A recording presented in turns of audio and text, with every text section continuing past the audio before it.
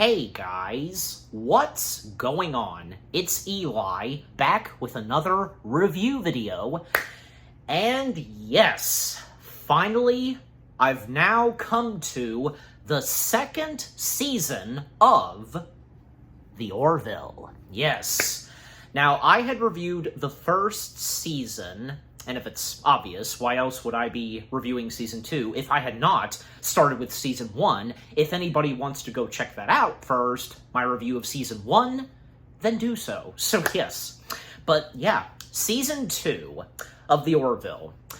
I gotta say, and of course, I've watched the Orville countless of times, from, all three seasons, etc. And, because I knew that I was going to review this, sometime soon, I obviously had to do a full rewatch of Season 2. And, yeah, Season 2 of the Orville, it was pretty good. Now, a little recap, a very little / quick recap on Season 1. The first season of the Orville, well, I'm sure as a lot of us know, it started off, a bit rough and such, it didn't really have a good start, but a little later into Season 1, I want to say, in the middle of Season 1, I want to say, maybe up to when we got up to episodes 5 and 6? Yeah, I'm pretty sure. That's when things, for the Orville were starting to look, pretty good and, in good shape and such. Yeah, so the other half of Season 1 of the Orville turned out pretty good. And it wasn't until we would get Season 2 of the Orville, and yeah, things were looking good for Season 2. Not just, still delivering some hilarious and, comedic moments, but incorporating more serious stuff in this. And, the stuff that's brought up in Season 2, the, things learning in life and, scientific stuff, you know what I mean? Just, yeah. What was incorporated into Season 1, the creativity, and with its storytelling, and even when, one character had to sadly disembark, but then we had a new character that stepped in, which she turned out really good, a new good member of the Orville crew, and unexpected moments that happened here and there, especially, very later on in Season 2, when things got intense, and it focused on Isaac and where he came from. Oh yeah, definitely. Yeah, overall, Season 2, it's definitely a good season, this being the second season of the Orville, and yeah, again, when things were looking really good for the Orville, started off, with the last half of Season 1, but from there on, yeah, it was really looking good for the Orville, but just, yeah. Okay, so, getting into the show itself, and, yes, of course, going through all of the episodes, the total of episodes for Season 2 are 14. And, if one of them had just been one episode, there's a two-parter. If it had just been one episode, then probably the total would have been 13, but yeah, anyways. Okay, so, Episode 1, Jaloja. Description / the story. As the Orville heads toward Moklis for Bortus' special once-a-year ceremony, life aboard the ship heats up when Kelly gives Ed some startling news. Meanwhile, Gordon asks John for dating advice, and Claire turns to Isaac for parenting advice.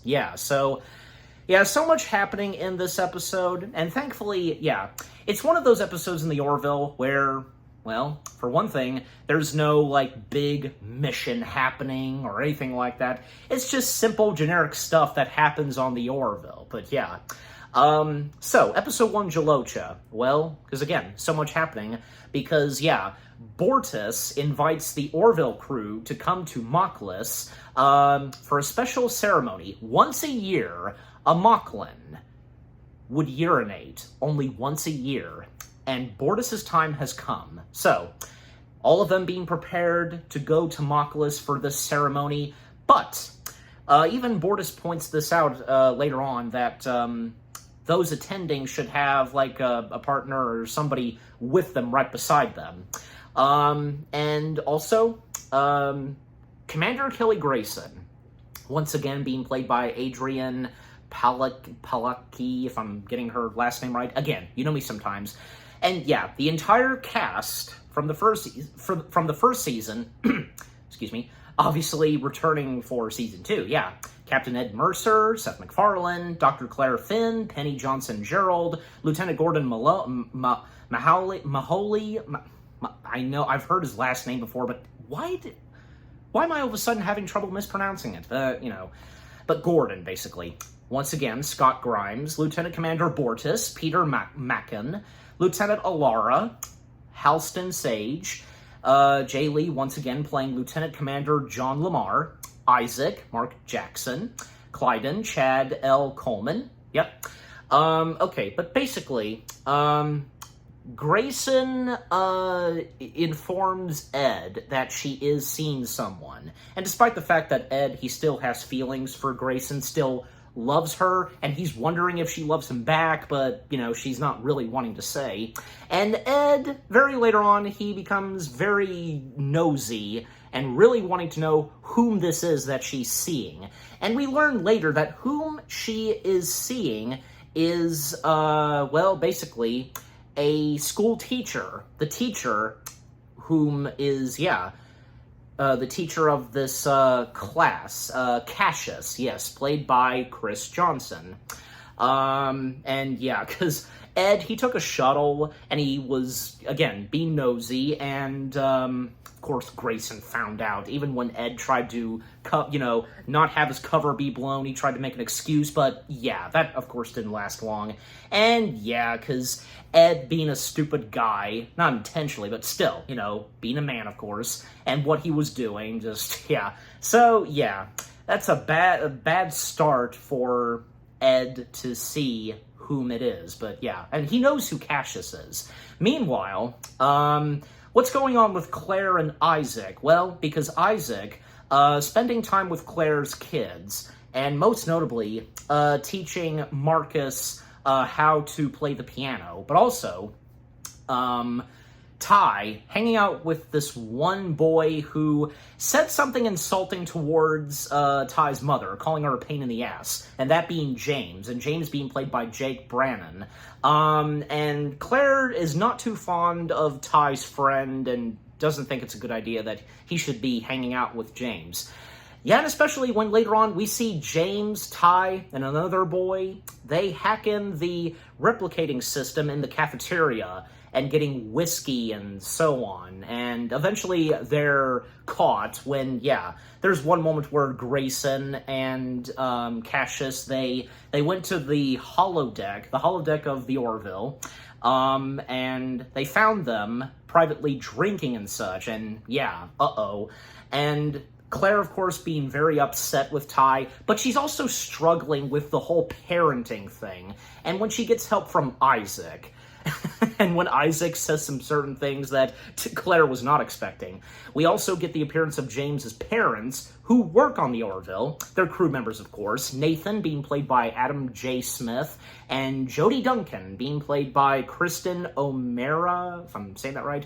Also, the voice of the ship's computer, who I'm pretty sure probably has been the voice of the ship's computer, I want to say. Yeah. Seth MacFarlane's sister, Rachel. Yep.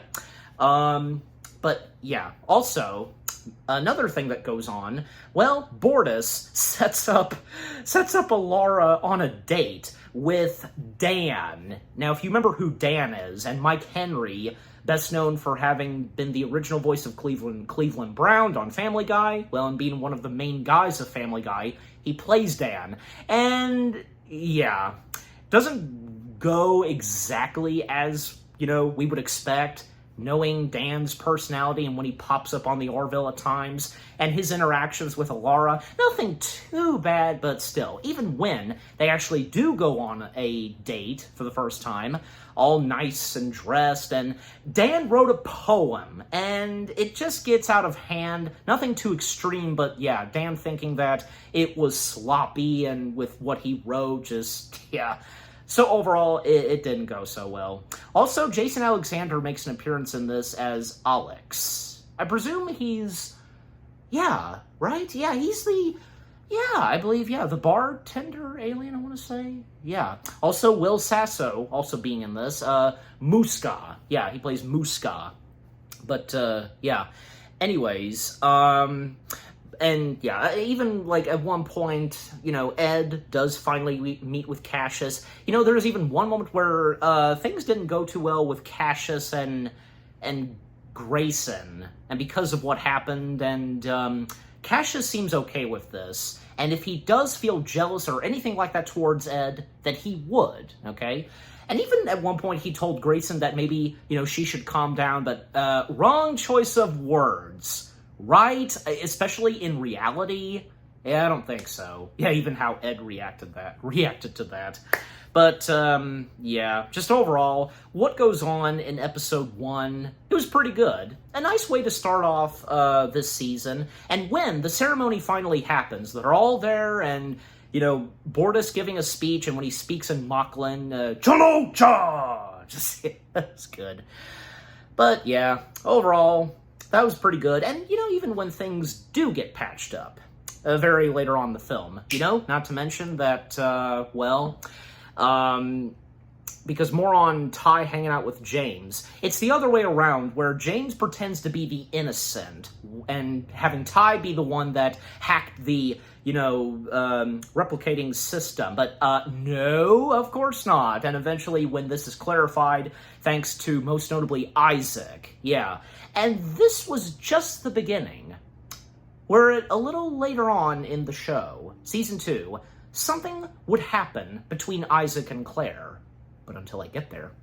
Okay, but just overall, Episode 1, Jalocha, and it's a good thing I'm pronouncing that right, yeah. You know, sometimes, if I haven't brought this up before, sometimes certain words and how they're spelled, you know, in some pieces of science fiction, and for that matter, and also fantasy, you get my point? They can be sometimes hard to pronounce, especially for me, you know, but anyways, not just me, but for some of you, right? Alright. Anyways, okay, next up, Episode 2, Primal Urges. Yeah, I think I pronounced that right. Okay, so description / the story. The team race to save a small group of survivors who are stranded on a planet about to be destroyed by its sun. Plus, Bortus and Clyden begin marriage counseling when Bortus's obsession with the ship's simulation room, I mean, that's how it's called in the show, but really, of course, it's the Orville's version of a holodeck, basically, gets out of control. Okay, yeah. Once again, so much is happening in this episode, especially for Bortus, let me tell you. They, at one point, first off, they arrive at this star system where apparently the sun is about to turn into a red dwarf, and a planet that's near the sun's atmosphere, the orbit and such of the sun, well, the planet's going to be destroyed because of the sun. And then at one point, well, Bortus, gotta slow down a little, he asks to be relieved of duty because his 15-minute shift is almost done, but he wishes to leave early, and he does so. Little does the crew know, and that especially, of course, goes for Bortus, that something's up with Bortus, something's different about him, kind of.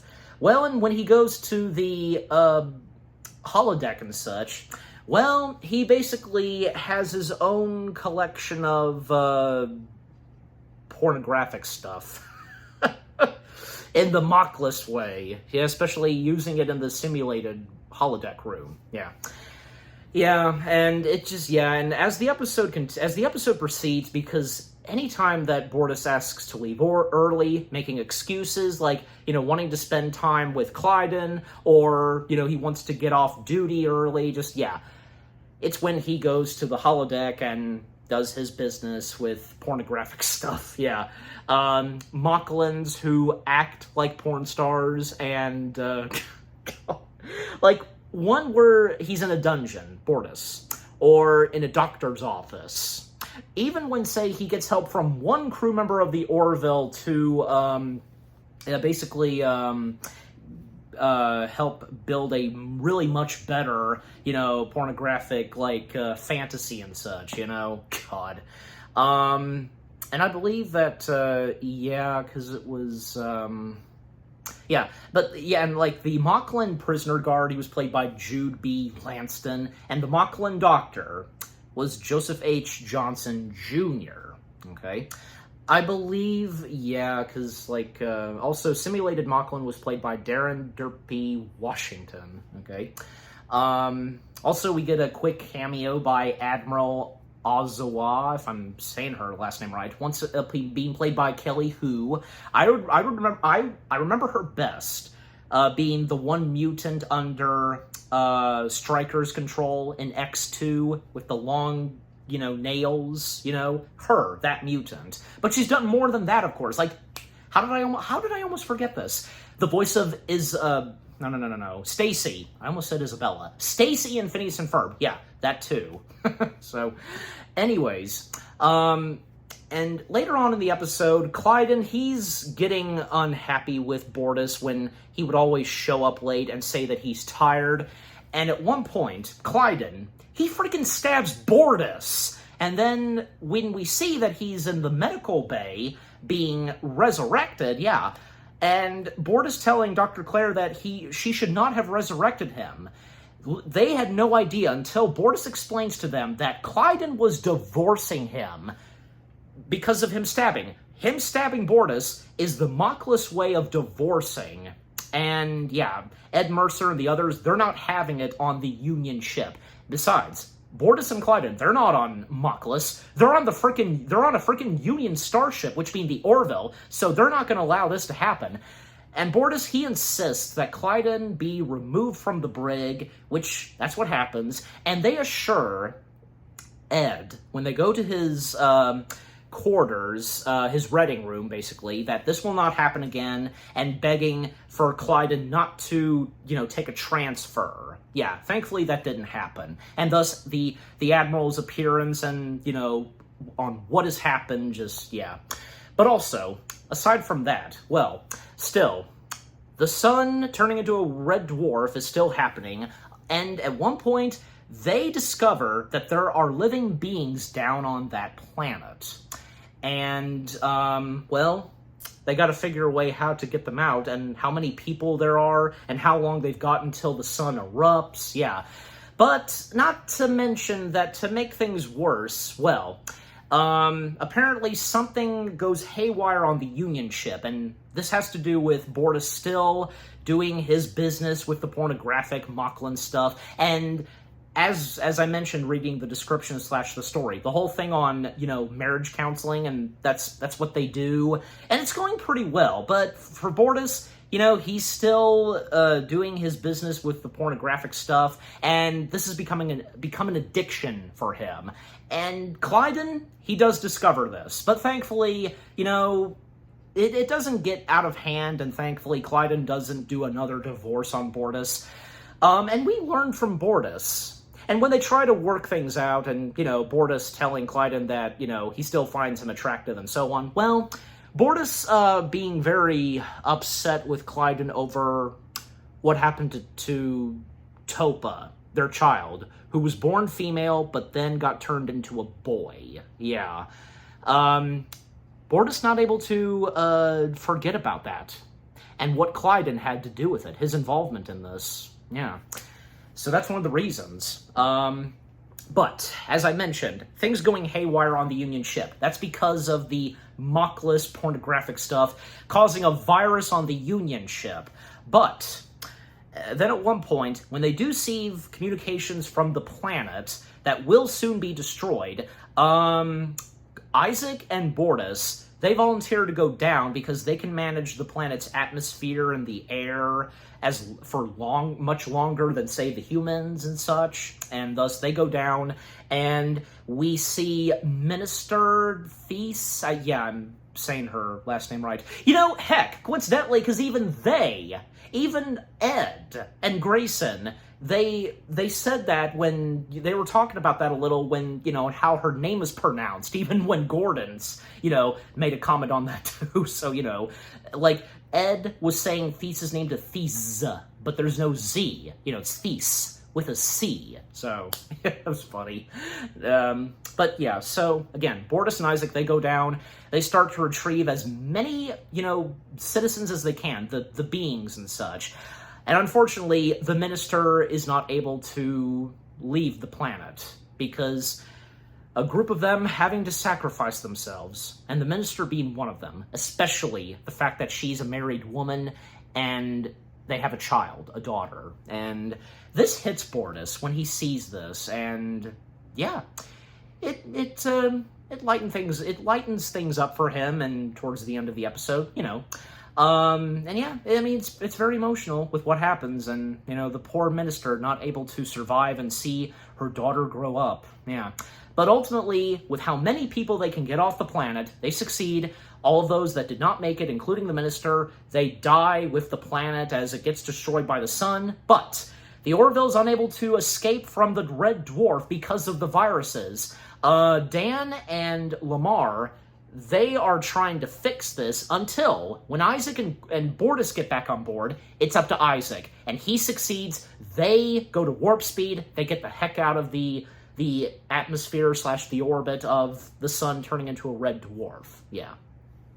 And eventually, yeah, things are patched up, between Bortus and Clyden, and with the virus taken care of, everything's back to normal.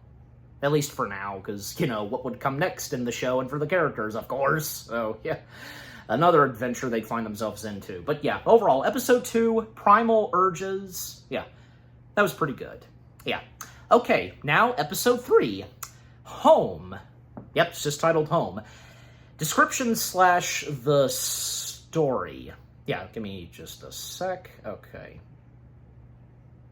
Come on. Okay, there we go. All right, description / the story of Home, Episode 3, Home. Alar learns that she is losing her superhuman strength as she is adapting to Earth's gravity. So Ed and Gordon accompany her on a trip to her home planet under Dr. Finn's recommendation. Yes, so this episode centering a lot on Alara. And I know I talked about this before when I reviewed Season 1. The episode that was centering on Alara the most, it was her episode, Fire and Storm. Yeah, that being one of my favorite episodes of Season 1. I don't know, I mean, and as what I had to say in my review of Season 1, yeah, but, just overall, I just really enjoyed the episode. And, Alara, in my opinion, I think she's a pretty good character. Unlike, say, shout out to my mom, and if any of you feel the same way too as my mom does, where finding Alara, what was it that she said, annoying or something? I think so, but I had no problem with Alara. I'm sure the same goes for some of you. Alara is a really good character. And also, this episode, and to think that this is the 3rd episode of the Orville Season 2 already, because this is where, sadly, Alara departs. Halston Sage, yeah. This being her last full-time episode of the Orville. Now, she would appear once more in Season 2, but until I get there. But even when she would occasionally make returning appearances on the Orville whenever if the character was needed or something. Even Seth MacFarlane, how he established this one time at a Comic-Con panel for the Orville. I've seen that. It's on YouTube, and if you know what I'm talking about. That and most notably, the door is always open for Alara to make a returning appearance. Yeah, and that's great to see. But yeah, Episode 3, Home. Yeah, I mean, this was a pretty good episode, because it starts off with Alara and Isaac getting into an arm wrestling match. Isaac wins, and, well, yeah, this causes Alara's arm to break, and when it's learned that her superhuman strength is deteriorating, yeah, I think I pronounced that right, and it's recommended by Dr. Claire that she return to her home planet of Exalea, if I'm pronouncing that right, and thus that's what happens. And yeah, as I recall, yeah, this is the first time we get to see Alara's home planet fully. Like, yeah, we see the atmosphere and what it's like, and, definitely, the species of Alara, they're good alien species and being a part of the Union, so, yeah, and we had also seen some other, others like Alara on the show before, most notably her parents popping up a couple of times on the show. And yeah, of course, we see them again. And yeah, and hopefully for Alara, this will be temporary. Her, returning home and, being off duty and such, not being on board of the Orville. Hopefully, if she gets her, strength back and such, just, yeah. And yeah, Alara's parents, once again, being played by Molly Hagan and Robert Picardo. Yep, Robert Picardo, the Doctor from Voyager. Once again playing Alara's father, and Molly Hagan playing Alara's mother. We also, I'm pretty sure this is the first appearance of, I want to say Alara's sister? Yeah. Selena, yeah. Selena Kitten. That's the last name of Alara, or her family's last name. Solana being played by Candace King. And Solana, a pretty good character. But yeah, it's not a really good start for Alara coming back home, especially towards her and her dad. And her dad not being very supportive and not really knowing her daughter that much. Especially after all those 20 years as brought up, just, yeah, it's unfortunate. But besides what's happening with poor Alara, Claire is determined to find a way to help Alara and, and for her to get back up on her feet and to be back on the Orville and such, yeah. Meanwhile, a new crew member has arrived, taking Alara's place, chief engineer and such. Well, yeah, chief of security. That being Lieutenant Tharl, being played by good old Patrick Warburton. Yes, it's great to see we got Patrick Warburton on the Orville, but only for 2 episodes.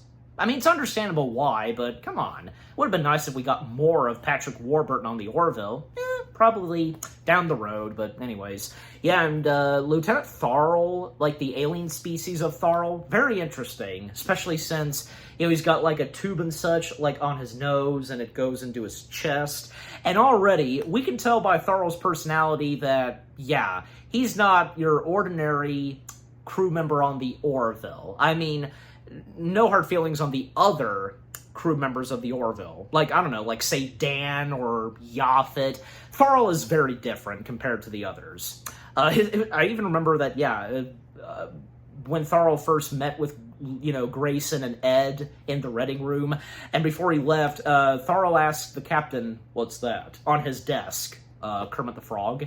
Sweet, like, yeah. And Tharl, because, yeah, like, another time we see him on the show, because, like, well, like, in this episode, like, there's one moment where he brings his lunch with him, and while he's working, well, let him do his thing, managing to eat and still work, but yeah. Anyways, meanwhile, back on Alara's home planet, at one point, Alara's dad suggests that they should go to the beach house that they have. And hopefully this can, cheer up Alara and such, but not really for her, which is unfortunate.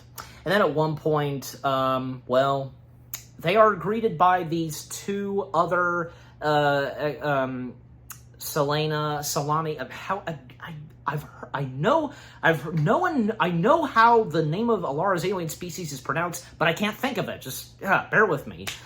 Anyways, the 2 we see are Cambus Boren and Floretta. Yeah, Floretta, just her last name being Floretta, being, Cambus being played by John Billingsley, and, Floretta being played by Carrie O'Malley. Yeah.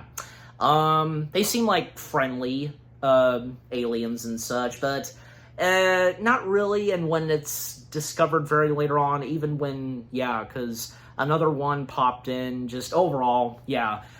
This has to do something with Candace and Floretta's son, and when, something to do about this, like, serum or something, whatever it was, and, you know, it's not really a good idea for this, and, yeah, and Candace and Floretta, they betray, and we find out that they're not very friendly, they're evil, and just, you know, taking vengeance, and, you know, they want this to go public with this, you know, cure, whatever it is, you know, just, it's, yeah.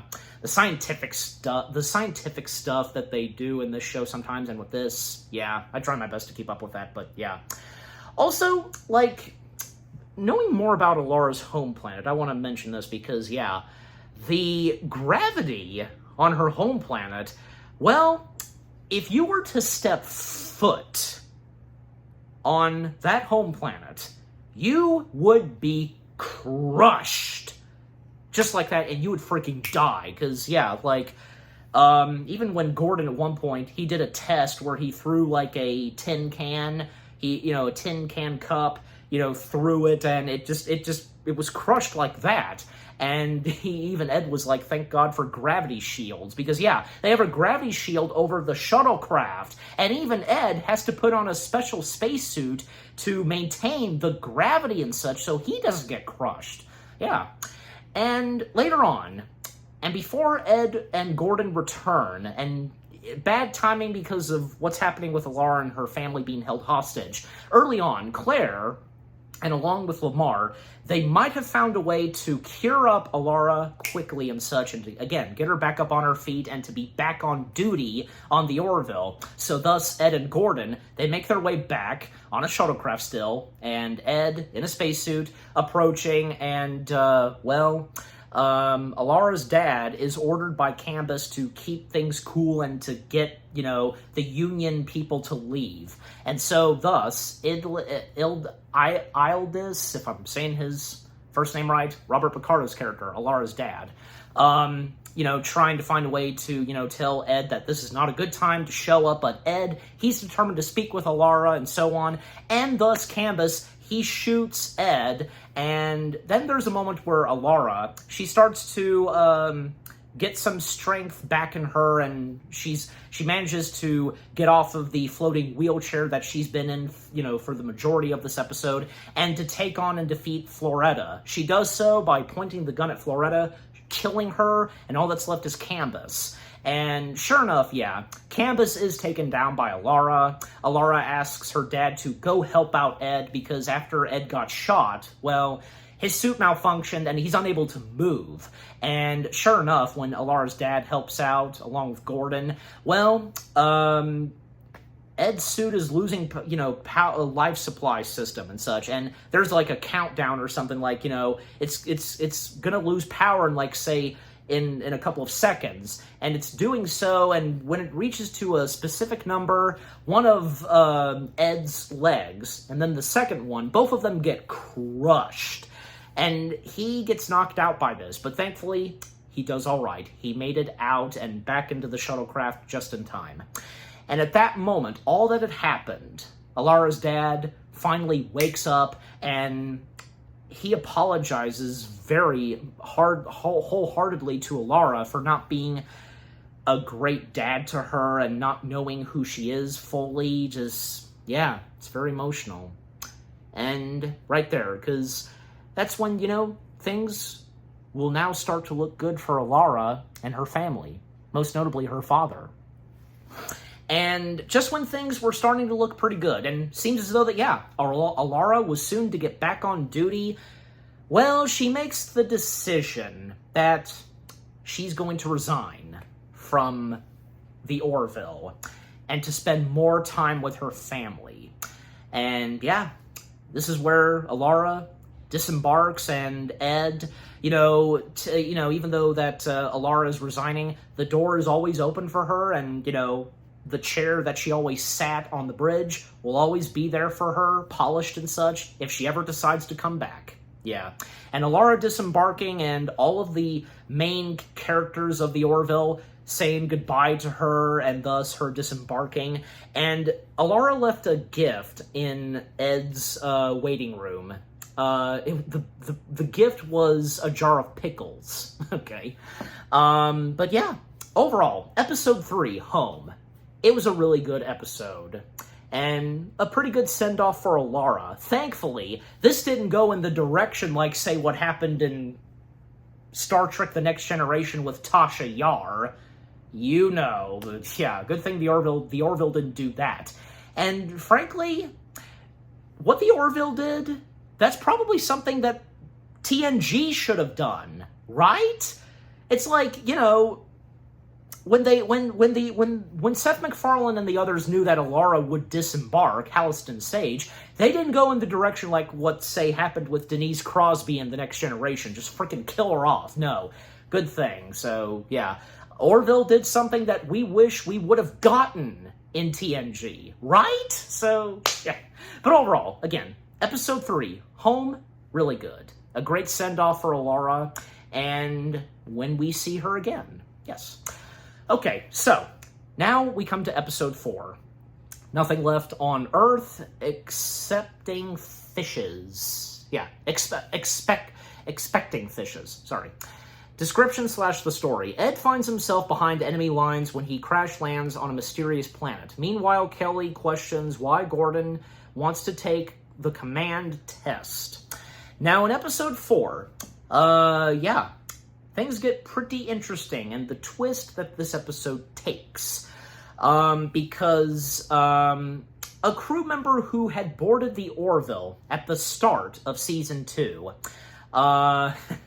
Gordon had a crush on this new crew member. And yeah, I completely forgot to mention that. Because in the Jaloja episode, Gordon is trying to make an impression on this new crew member who has boarded and trying to have the courage to ask her out even when he gets some help from Lamar, trying it out in the holodeck. And when Gordon finally does so, he gives up. He can't find himself doing it. And at the end of that episode, it seemed like, yeah, something was about to happen between this one lieutenant and Ed. And, well, that lieutenant being Janet Tyler, being played by Michelle McManus, if I'm getting her full name right. Yeah. Also, this is the last appearance that we get, for now, I presume, of Thorl, Patrick Warburton's character, because when we see him at the start of this episode, well, he came into the bridge after doing some jogging in the holodeck, and yeah, and he's able to proceed with his work in his sweaty jogging outfit. And Ed seems to be in a good mood, and Grayson realizes this, and, well, that's because Ed, he's been seeing Janet Tyler, and them watching a movie together at one point, and Janelle asking Ed if, you know, like, asking, like, when's the last time he was on shore leave, and Janelle suggests that maybe they should spend some time together, take shore leave together, and make it official that they're seeing one another, and thus that's what happens. Also, oh yeah, because Clyden, he doesn't make an appearance in this episode, but he's credited only, so yeah. So that's what happens. And even when Ed, you know, wants to make sure if Grayson's okay that, you know, he is seeing someone and it is a crew member. So yeah. So, yes. They go on shore leave together. And, you know, the relationship so far between Janelle and Ed is going pretty well. But what we discover later on, yeah, because at one point while they're on shore leave, they get captured by Krill. Yes, the Krill. And, well, at first, like, they thought they avoided the Krill. They weren't spotted, especially when the shuttlecraft was, you know, activated to be cloaked. But that didn't work out, and thus, yeah, they're captured. And the Krill captain, being played by Michael Traynor, he asks Ed for specific codes and numbers from the Orville, the Union, and such, but Ed is refusing to comply in, even making it clear that even if he was a fleet admiral, but he's not, and he's unable to. That's all, he wouldn't even know those specific codes and numbers that a fleet admiral would know.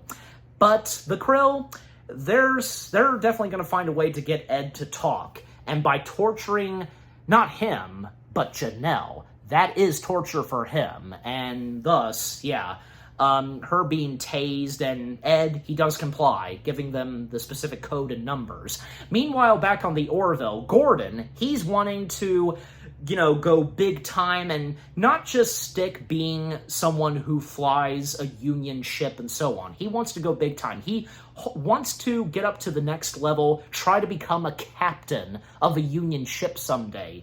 Take these tests and such, and, when he asks Grayson for this, and even Bortus, he made a comment saying that he will fail. And sure enough, he does, because to speed things up, because when we see Gordon taking the tests, he was starting off okay at first, but then, not really, because, we have heart. Yeah, not good. Even when he's, hitting on one crew member of the Union, Lieutenant Dorset, being played by Michelle Boyd. I'm gonna be a captain someday and such. And Grayson, getting to Gordon, if he's mainly doing this to get chicks. But, no, not just that, obviously. But he wants to be respected a lot more and just to really be up there and, be in that same territory like his best friend is. Ed, that is. And, but ultimately, he doesn't succeed, and he, obviously, he just lets that go, trying to make it big time. And coming back to Ed, because, at one point, Ed is greeted by a familiar face. I seem to recall It's been a little while since I've watched Season 2, the entirety of Season 1. I have to go back, but Talia returning, and, there's no sign of Janelle, because Ed hasn't seen Janelle since, the last time he saw her being tortured. That was it. Well, Talia breaks the news to Ed that there was never a Janelle Tyler. Oh my god, I almost mispronounced her name, but good thing I did. Good thing I catched myself.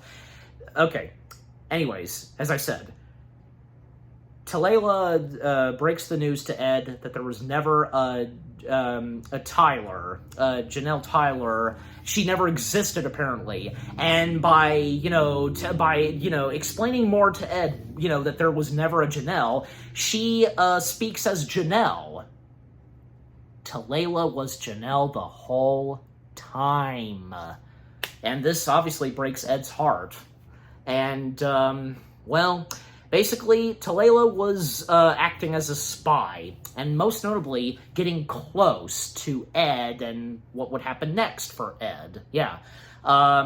Finding himself on the Crow ship, and from there on, and again, trying to get the numbers and codes.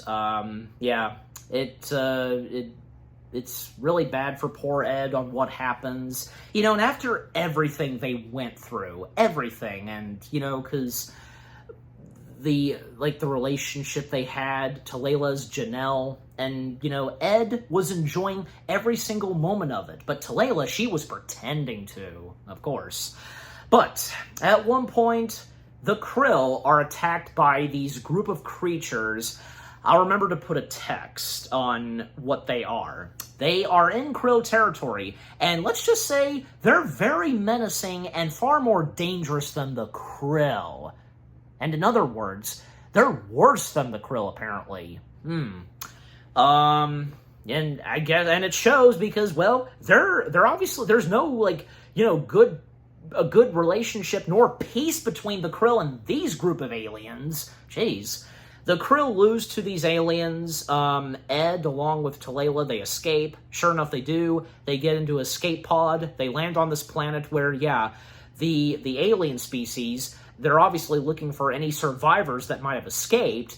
And all throughout the rest of the episode, Ed and Talayla trying to find cover, while Talayla, she has Ed at gunpoint, having him held hostage still, and Ed still being upset the fact that, you know, how much he actually loved Talayla, even though he didn't know it was her, because, you know, he fell in love with Janelle, and what Janelle was like, everything that they had done from watching a lot of movies, even made some food for Ed, and when they canoodled, just, yeah.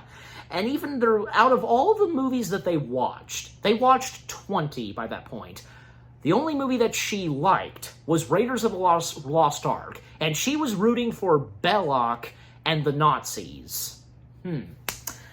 But yeah.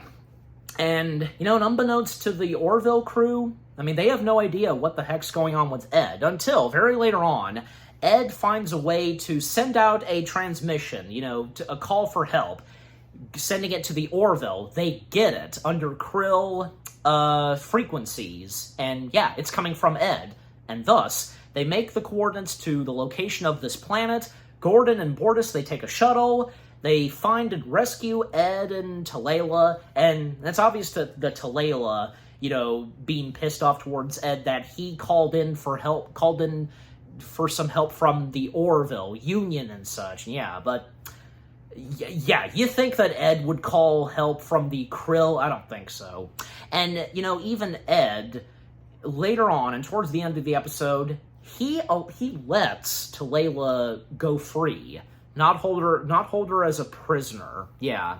And, you know, right there, because Ed, he does, even though he was heartbroken and betrayed that there was never a Janelle, he still had feelings, still does, for Talayla. Yeah.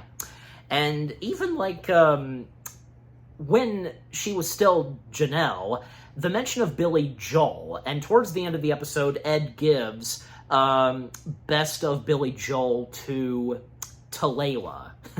And a few Billy Joel songs that they play in this episode, yeah, pretty good.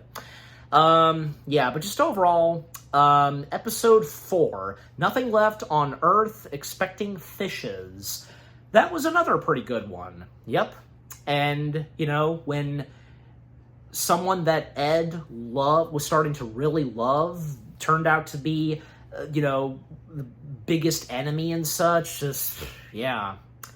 Man, it's amazing the direction that this episode took. I mean, that goes for all the directions that the show takes. Yeah.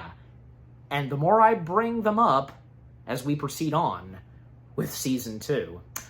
Okay, so, again, overall, Episode 4, that was pretty good. Okay, so, now we come to Episode 5, which being All the World is Birthday Cake.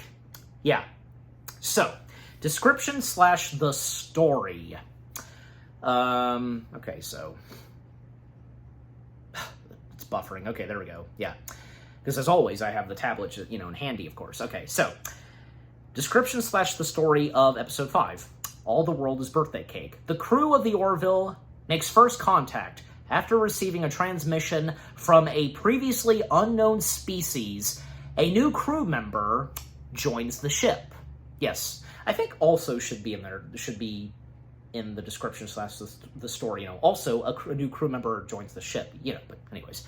And yeah, that's the thing, because to start with that, the new crew member that steps foot on the Orville for the first time, and from there on, would be a new main character, being the same species as Alara, if it's not obvious. Yeah, that was pretty awesome, and I feel like, yeah, right away, especially, you know, as this episode was proceeding, I think for a lot of us, we started to really like and accept this new chief of security. Because, yeah, apparently in episode 4, Tharl was not doing so good towards the other crew members of the Orville, and it was mentioned / teased that a new security chief would be on the way, and thus, in this episode, we get her, and that being Lieutenant Tala Kiali. Yes, I got her full name right. Woo!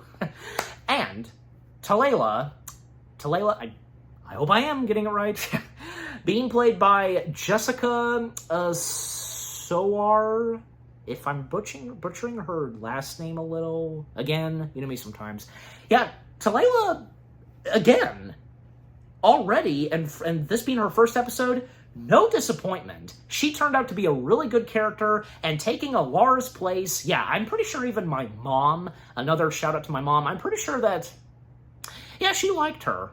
Liked her better than Alara, but come on. Like I said, and in my opinion especially, Alara was not a bad character at all, okay? But I'm sure there are some of those, of course my mom, that, you know, didn't get into the character of Alara. But that's your opinions and your opinions alone, okay? In my opinion, and I'm sure the same goes for some of you, Alara, she was really good. All right, but anyways, so yeah, still getting into the episode. I'm not gonna even try to go into full detail in this episode because, yeah, again, the scientific stuff and such, yeah, not really my main big thing and such, yeah. But anyways, these species of aliens, they make contact for the first time, and if anybody is going to hear back from them. And with a few simple words, is there anyone out there? And sure enough, the Orville receives this communication, making contact for the first time with a new alien species, and things are going pretty well so far. And even when, you know, a new crew member has arrived, which again, being the new security of chief, Talayla, yeah. And sure enough, when they arrive, and not to mention, both Grayson and Bortus, their birthdays are close to one another. And, you know, a good way for them to spend their birthdays making first contact with a new planet and new alien species, yeah. And it goes pretty well. Even, like, at first, like, Ed was wondering if maybe they should make up names for themselves, not reveal their actual names, but that doesn't last long. And, yeah, overall, it's going pretty well for our cast of characters making contact with these alien species. We have Chief Advisor Maccal. We have Eucania being played by Jen Landon. The Chief Advisor is played by Robert Curtis Brown. I think I might have seen him before. Yeah. We also have Prefect. Yeah, being played by John Rubenstein. Roll call being played by Nick Otera. I think I'm saying that right.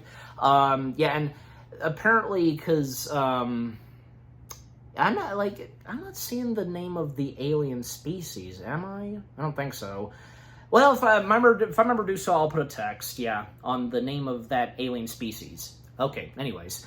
So yeah, it's going pretty well, and when, you know, they make first contact, make peace and such, and these alien species learning so much about what they're like, you know, visitors from another world, and then at one point, it's brought up by Grayson. She brings it up about her and Bortus, you know, that their birthdays are coming up, and this apparently causes mayhem. They're taken to the brig and so on, to a camp facility, you know, prisoners and such. Like, what is this all about?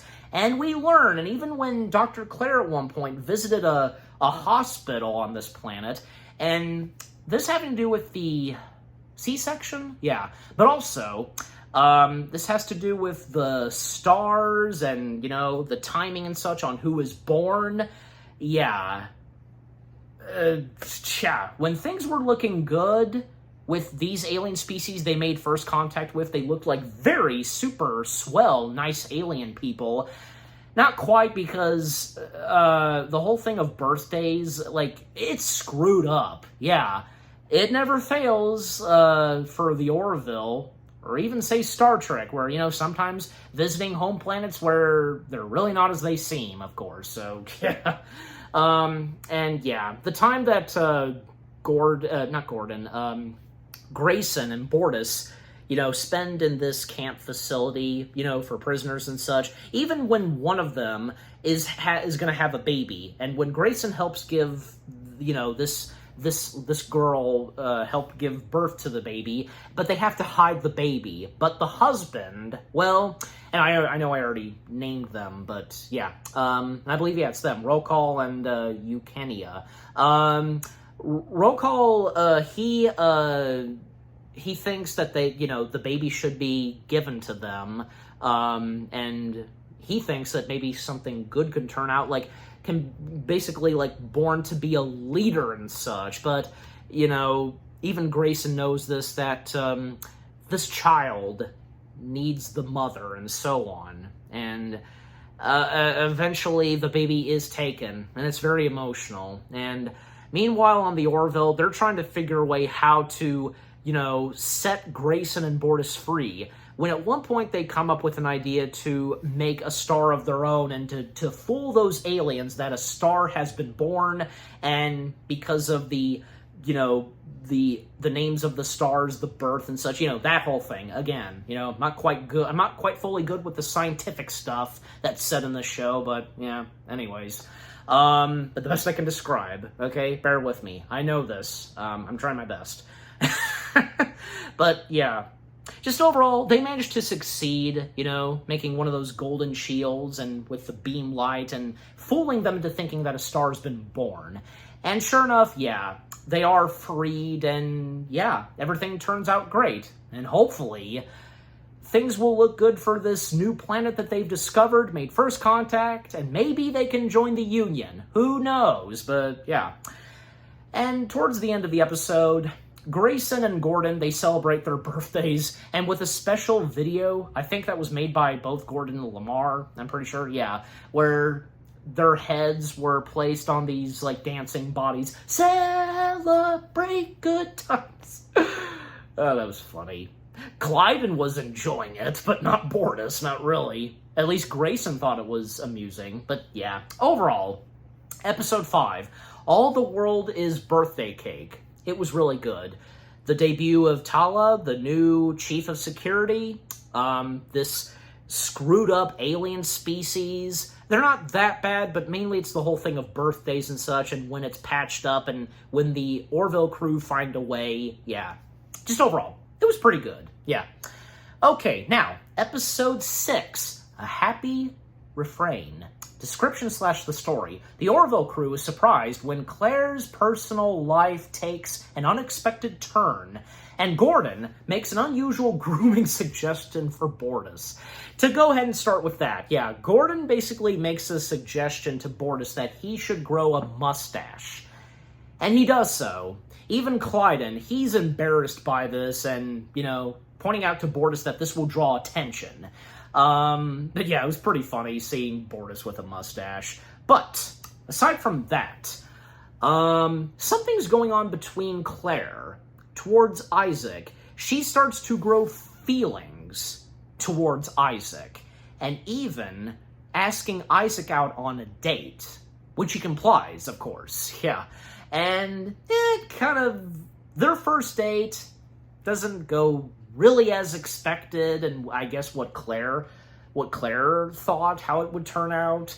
Not to mention, I think, yeah, this is the very first time, yeah, where, yeah, we see Isaac in human form. Yeah, we finally, it's nice. We finally get to see What's-Face, who plays Isaac, on screen, out of that,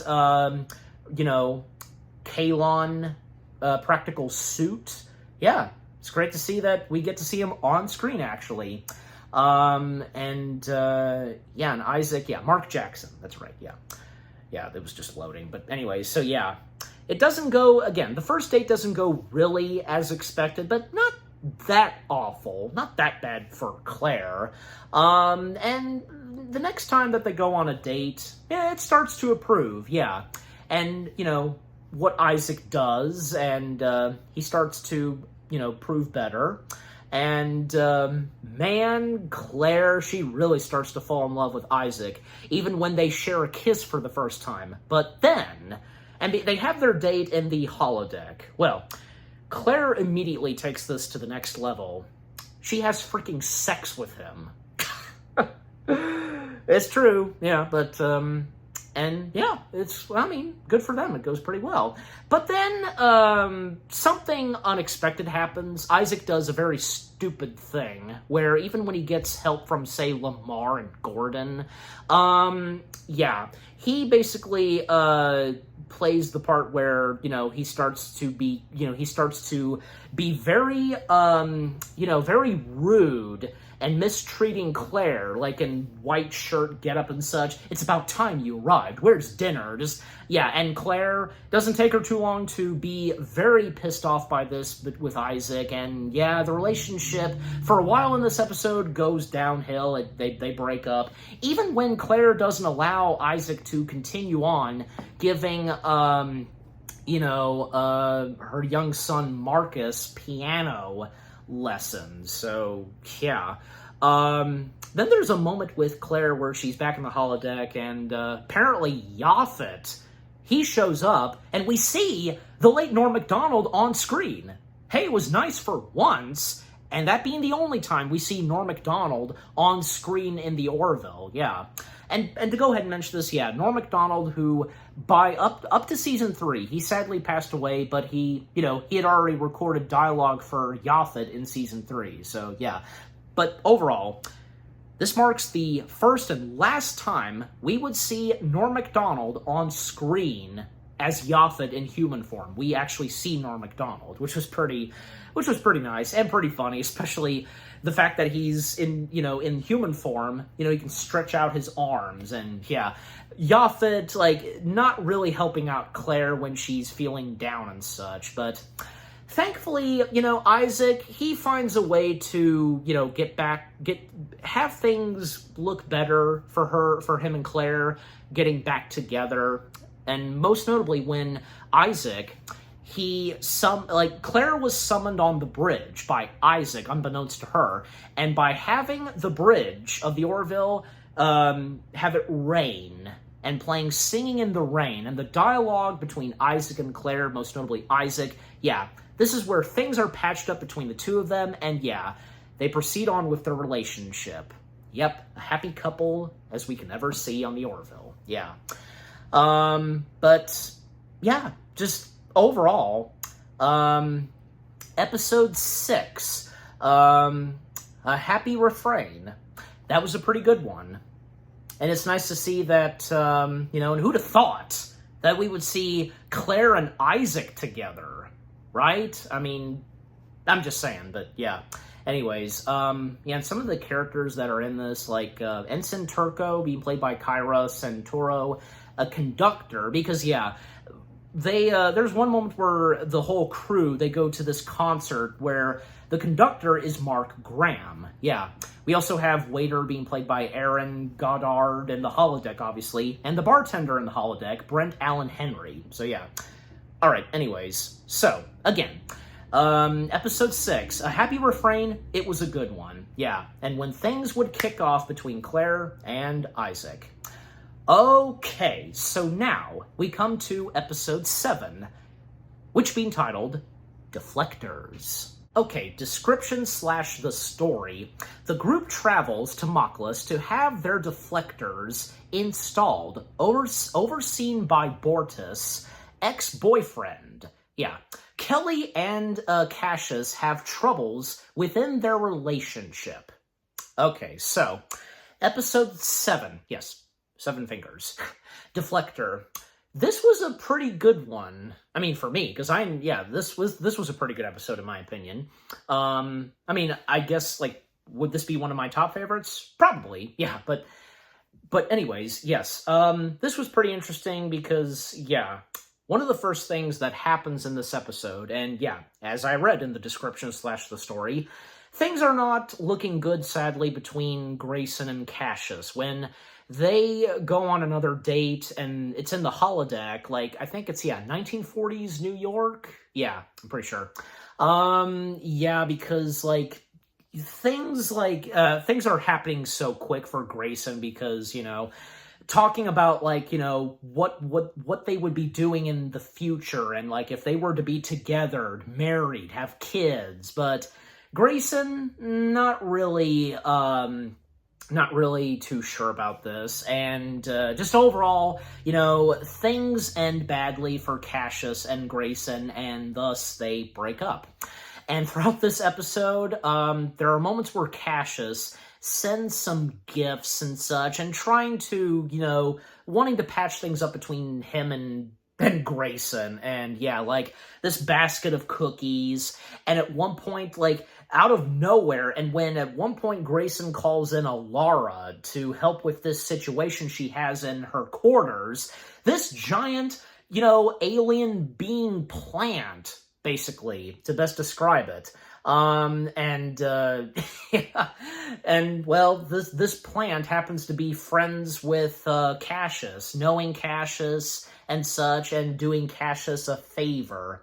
And, by the way, because that plant, because, well, the plant has a name, of course, yeah, the plant's name is Grugan. I think I'm pronouncing that right, and, oh, he's uncredited. Okay, and if we were to recognize his voice, right, well, the voice of Grugan, this alien being plant, who helps out Cassius and, and telling Grayson that Cassius, misses her and wants her back, that plant being voiced by Bruce Willis. Yeah, Bruce Willis. Nice to see. And that he has a cameo voice. We don't see him on screen, but, we only hear his voice. And besides, Bruce Willis is no stranger to voice acting. We should know this, of course, and if you do. And, also, Bruce Willis, of course, being no stranger to science fiction. There's most notably The Fifth Element, right? So, yeah. So that was pretty cool. And if anybody happened to have recognized Bruce Willis's voice the very first time you watched this, yeah. But sadly and overall, yeah, Grayson and Cassius, they don't get back together. That's unfortunate. But aside from that, what else that's going on in this episode? Well, they're, as I read in the description / the story, weapons tests and being installed on the Orville with the aid of some of the Mocklins and, with what they bring to the ship. And, most notably, yeah, because, this one Mocklin scientist, this engineer, I guess you could say, yeah, named Lokar, and Lokar being played by Kevin Daniels, who happens to be an ex-boyfriend of Bortus, so, yeah, kind of awkward for Bortus, especially when Clyden and Topa, at times, they ask about Lokar, but something about Lokar is very interesting, and because he's a Mocklin, but, yeah, so, when they're testing out, the shields and stuff that, with the aid of Lokar, they install in the Orville, and doing some weapons testing, the Mocklin ship, firing on the Orville and allowing them to fire and such, just, yeah, that's going pretty well. And we start to see that Lokar is hanging out a lot with Tala. And there's even one moment where Lokar got into her quarters, and he confesses to her that he has a crush on her. Yeah. First off, that's not a good sign. And if you know, the whole thing's on the Mocklins, and yeah, and the whole thing with females. Not good. And, well, Tala, she was liking Lokar, but not quite there yet, but the more time they spend, and even when Tala takes Lokar to the simulation room, yeah, the holodeck, basically. I would still refer to it as the holodeck because it is a holodeck. it's the holodeck of the Orville, Star Trek. You get the point. Showing Lokar the simulation that, yeah, Grayson had made, old New York and such, and even teaching Lokar how to dance. And, well, Lokar went in for a kiss, and, yeah, Tala starting to actually like Lokar some more. And, yeah, Tala's called in by Grayson because of the whole thing of the plant alien. And Lokar, he spends time alone in the holodeck, learning to dance some more. But someone steps in because someone was spying and watching over Tala and Lokar. Turns out it was Clyden, and the next time Tala went back to the simulated room, aka the holodeck, there was no sign of Lokar. And when checking the security footage, Lokar was still there. He was dancing, and then someone mysteriously comes in, like the imagery of whom it is. Presumably it's Clyden. It's all glitchy and blurred, and the image can't be made out on who it is. And apparently, and if it is Clyden, because we clearly saw Clyden come in, apparently, whips out a gun and shoots and obliterates Lokar. Literally. And sure enough, later on, when they go through the security footage and try to enhance and to find out whom it was that entered into the holodeck, turned out to be Clyden. Yeah, Clyden with a gun. And Clyden is brought into the brig, and yeah. And Clyden is trying to prove that he did not do this. But, like, how do you explain that in the security footage on the holodeck, he was holding a gun? Seriously. I'm pretty sure, yeah, as I recall, it is established, and we learn later that, and somehow Tala found out about this. Lokar did not get killed. He disappeared. He cloaked himself, and yeah. And unfortunately, Lokar in the end knows that he has to turn himself in for what he's done. And not to mention, only a few that knew Lokar knew that he liked women and such. Yeah. And when, yeah, he started to have feelings for Tala. But sadly, it ends off pretty badly. Yeah, sad ending for this episode. And now Tala has a hatred for Clyden.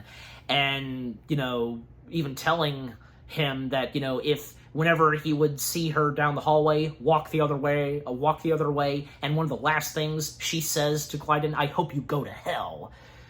Jeez, yeah.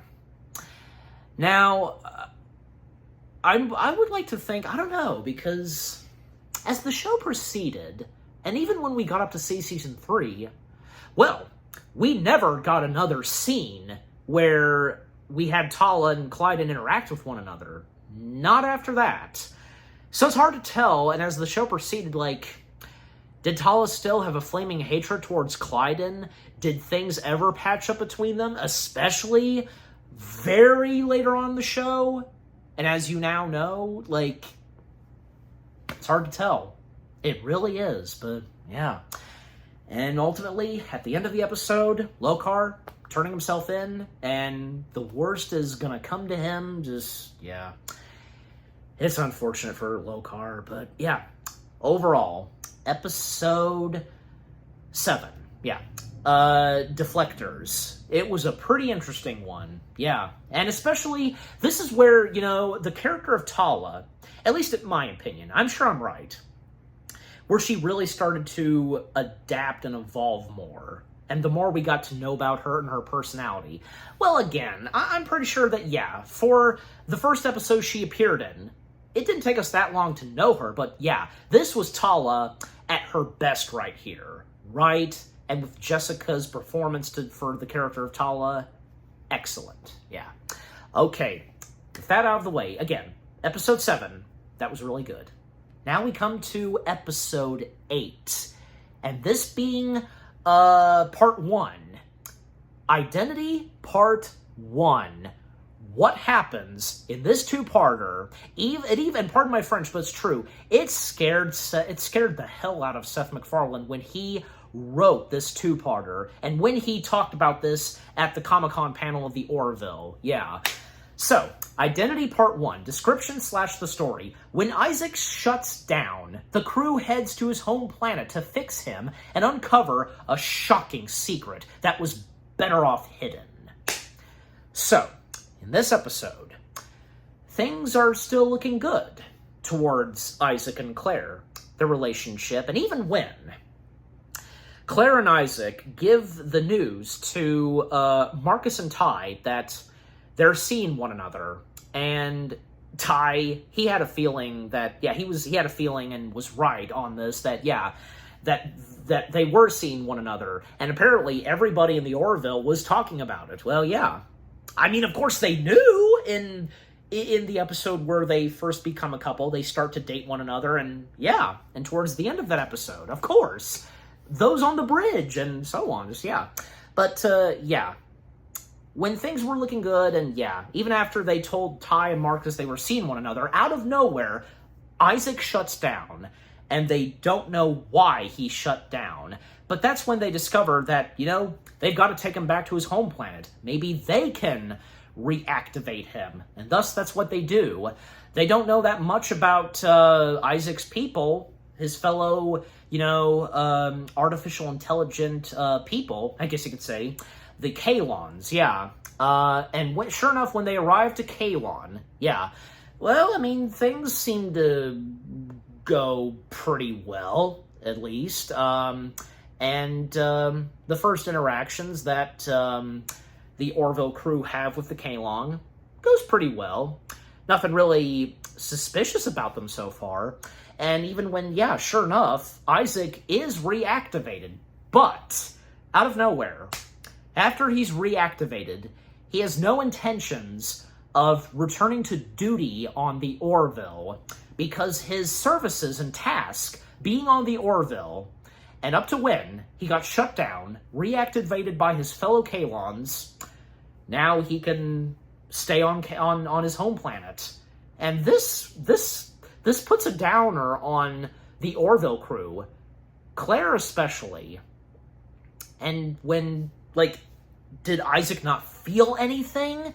And when things were looking good between them by that point? And after they told Isaac and Ty, and especially when Isaac and Ty, they looked up to Isaac, they liked him, and just after everything, it didn't matter to Isaac? It seemed as though at first, to Isaac. And Claire being very heartbroken by this, and yeah. And thus, Isaac saying his goodbyes and, you know, resigning his admission, you know, being a member of the Orville. They have a farewell party for Isaac, and even, man, poor Marcus. He tried giving, at one point he tried to give Isaac a drawing he made, where it's them, him and Ty, Claire, and Isaac in this drawing, but, you know, he did take it with him at one point, but somewhere in the hallways of the ship, he dropped it. God. So thus, Isaac, he remains on the home planet.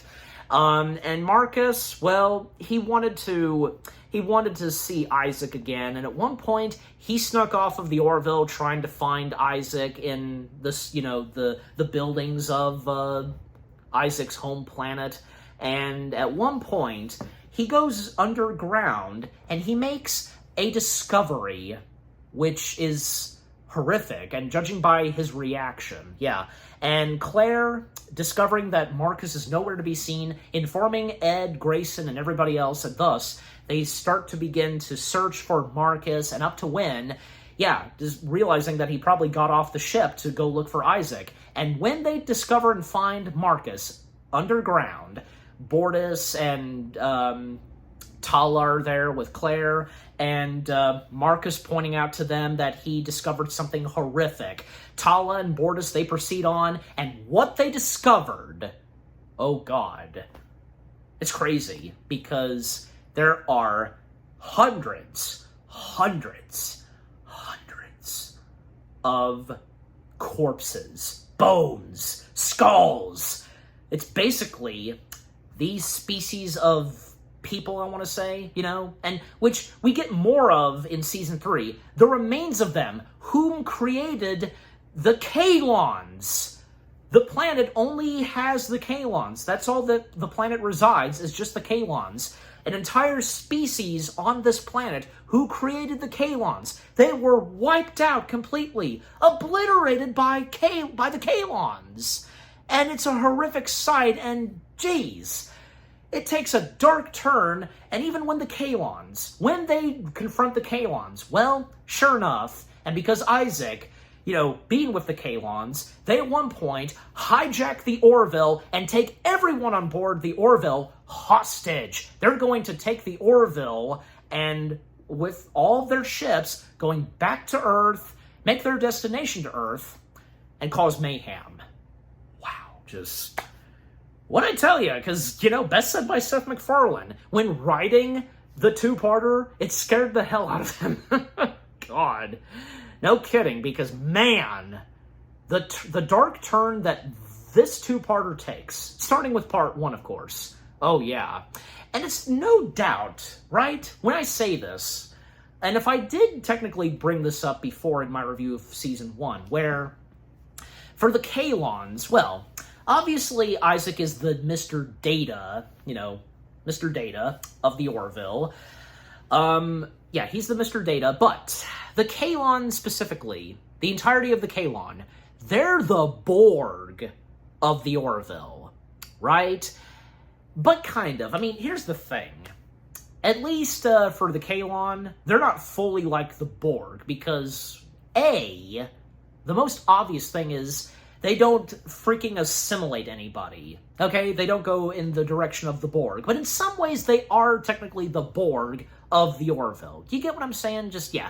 If you think about it some more, just, yeah. I mean, it's like, well, the Moclans, they're the Klingons of the Orville, and the Krill, they're the Romulans of the Orville. You see what I mean? Just, yeah. Anyways. And of course, Bortus, he's the Mr. Worf of the Orville. So there you go. But yeah, part 1, well, that was just the beginning. But man, just what part 1 had to offer. And that ending, just holy crap. Boy, was that something, I tell ya. And, well, thus, in part 2 of Identity, yeah. And it's a good thing, okay, and as I'm setting up part 2, it's a good thing that this was not the Season 2 finale. It's a good thing it wasn't, yeah. Had it been the Season 2 finale, oh my gosh, especially how long it took for Season 3 to get underway, you know this, yeah, good thing, because, yeah, it's a good thing that, the two-parter wasn't Season 2, and it wasn't the Season 2 finale, you get my point. And besides, I mean, some of the Star Trek shows, they had some two-parters that would not be the season finale, from TNG, Deep Space Nine, Voyager, need I go on? And the very first time that Star Trek did a two-parter was in the original series. If you know, you know. So, yeah. The whole thing with Captain Pike and such, So any of you Trekkies out there know what I'm talking about exactly. So, yeah. But overall, yeah. Episode 8. 8 fingers. Identity part 1. Sorry. That was good. All right, now let's get into part 2. Okay, so, yeah, there's only, we only have 6 episodes left. So, yeah, I've been doing pretty good, I think. All right, so, part 2 of Identity. Description / the story. Ed and the crew travel back to Isaac's home planet of Kalon, while Ed and Kelly's relationship takes an interesting turn. Okay, so, getting into part 2, well, where we last left off in part 1, by this point, the Kalon, they took control of the Orville, keeping the entirety of the Orville crew members, everyone on board, held hostage in one of the cargo areas, the shuttle bays, well, yeah, because them hijacking the Orville and all of their ships proceeding on to Earth. And, well, of course, the Orville crew trying to find ways to gain control of their ship again and finding ways on how to make contact with the Union, warn them about what's going on and what's going to be approaching them. Yeah. And what goes on in this episode? Well, Marcus, he really wants to see Isaac again, but, for Claire, it's tough to inform Marcus about this, that Isaac is not on their side anymore, but Marcus, he really wants to see Isaac again, even when he makes a run for it, trying to escape, but, when one of the Kalons grabs him and the others try to intervene, and Tala especially, well, one of the Kalons shoots Tala, takes her down, and she's a bit wounded, but she has to, receive medical attention and such. And at least the Kalon allow this, allowing them to go to sickbay, so yeah. But yeah, thankfully she's all better. Yeah, nothing too extreme. And when she received the medical attention. Meanwhile, still, them trying to figure out how to, you know, find a way to send a distress signal, a message to the Union about what's going on. Yaphet, they turn to Yaphet because he can squeeze his way through the air ducts, the air vents, but, you know, someone's gotta be there, like, you know, to help out some more. Like, Yaphet can't do this by himself. He can't do this all himself. And Marcus takes it upon himself to do this because he's small enough to go through and, you know, help out Yaphet. But Claire, oh no, she's not having that at first. But Marcus, like, this was very, very smart, intelligent of Marcus. Like, yeah, this was Marcus, like, acting like, you know, a hero and just wanting to do something. Like, pretty much Marcus is the best hope they have alongside with Yaphet. And Yaphet even assuring Claire that, you know, he'll watch and protect Marcus, and yeah. And even Ty, he agrees on this too, that Marcus has a good shot at doing this. And sure enough, yeah, Claire does allow Marcus to help out Yaphet, and as long as he's safe and sound with Yaphet, everything. And thus, Yaphet and Marcus, they go through the air vents, the air ducts, and, well, proceeding on to one specific room to send out a message to the Union to, you know, inform them about this. Meanwhile, Gordon and Grayson, they, come up with a plan. Like, there's a plan that comes up where Grayson and Gordon, they would take a Union shuttlecraft and, well, head to Krill space to try to get some help from the Krill. Did they not think of the Mocklins or something?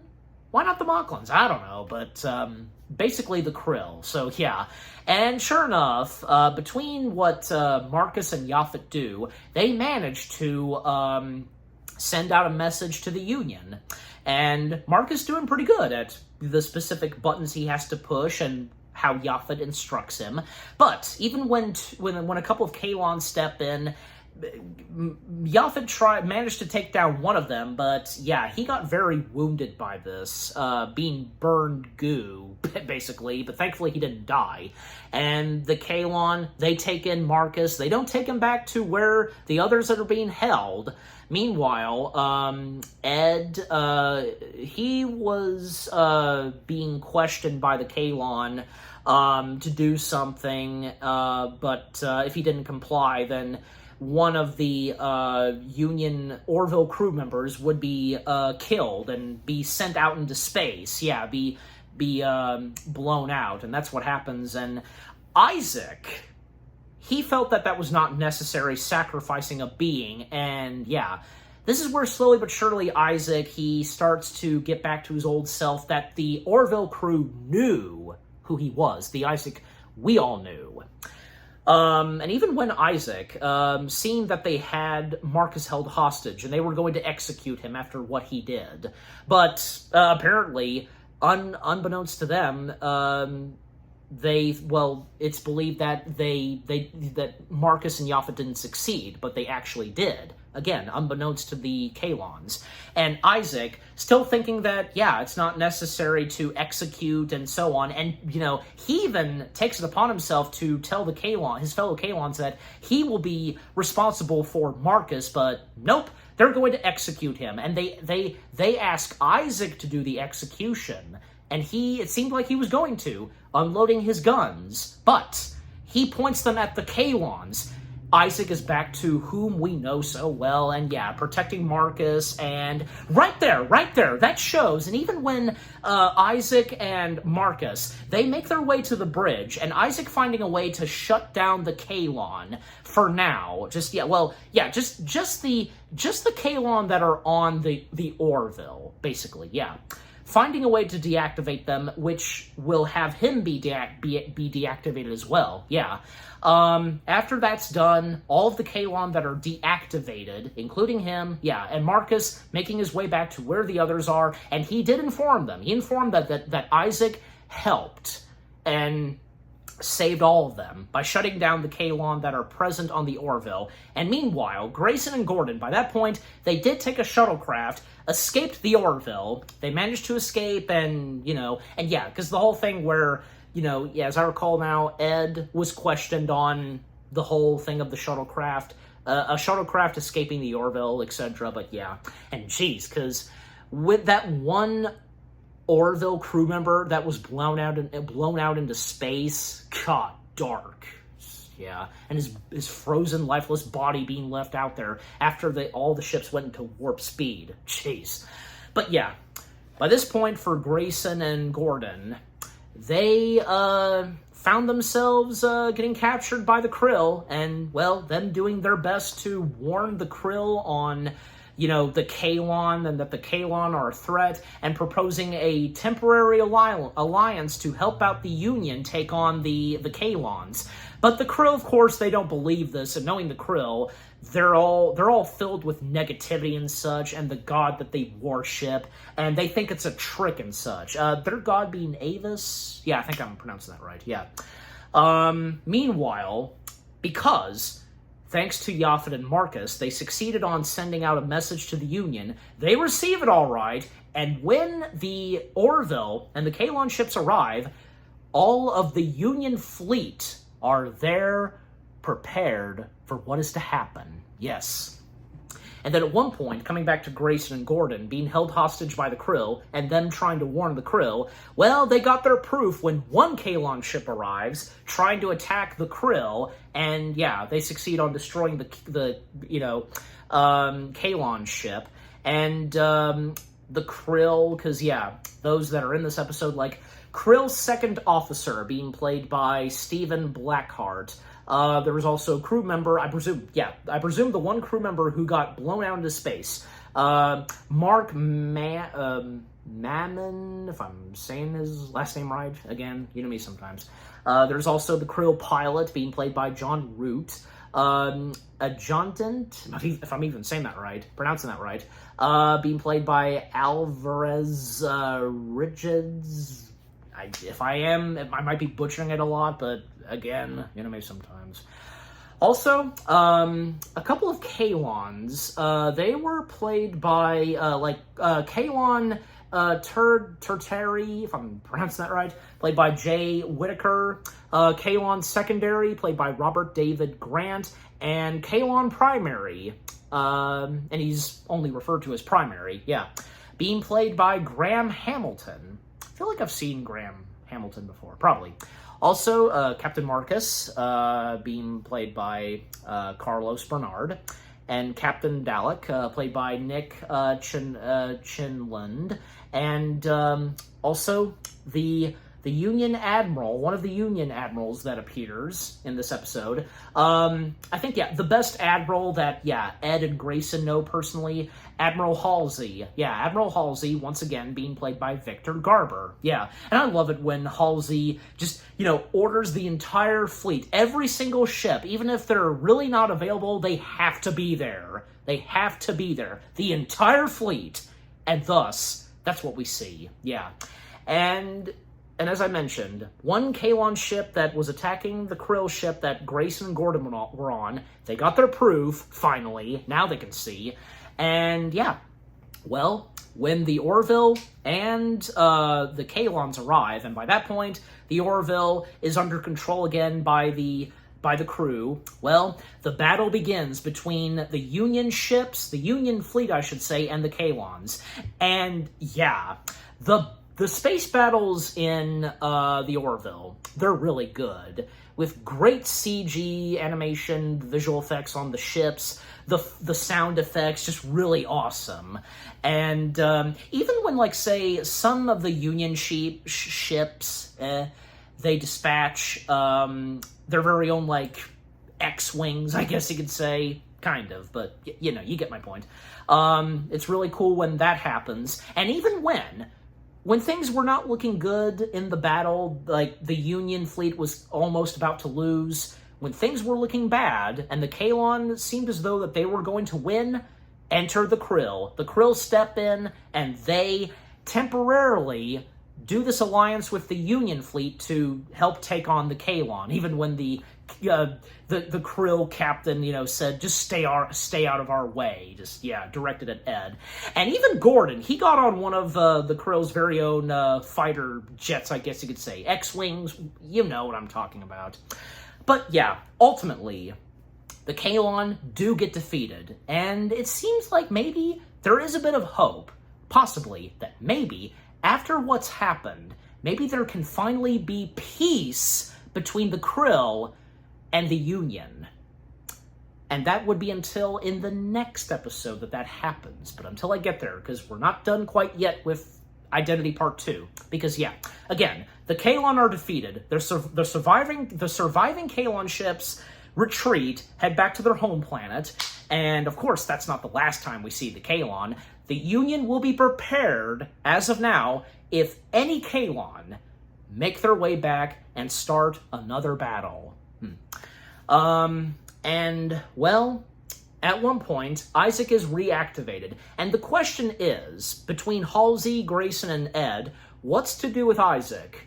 Well, Isaac, by that point, he started to be his old self again. The Isaac that the Orville crew and us, the audience, knew so well. He saved Marcus. He deactivated all the Kalons that were present on the Orville, including himself. So if that doesn't show, I don't know what.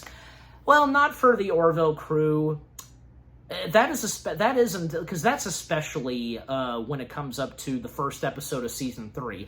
The rest of Season 2, we don't dwell on Isaac and, him still being a crew member of the Orville and how most of the Orville crew members, how they feel towards Isaac. You know what I mean? Just, that doesn't happen until, say, the very first episode of Season 3. And oh boy, something that happens in the events of Part 2 that we would see in the first episode of Season 3. A new character that would step in.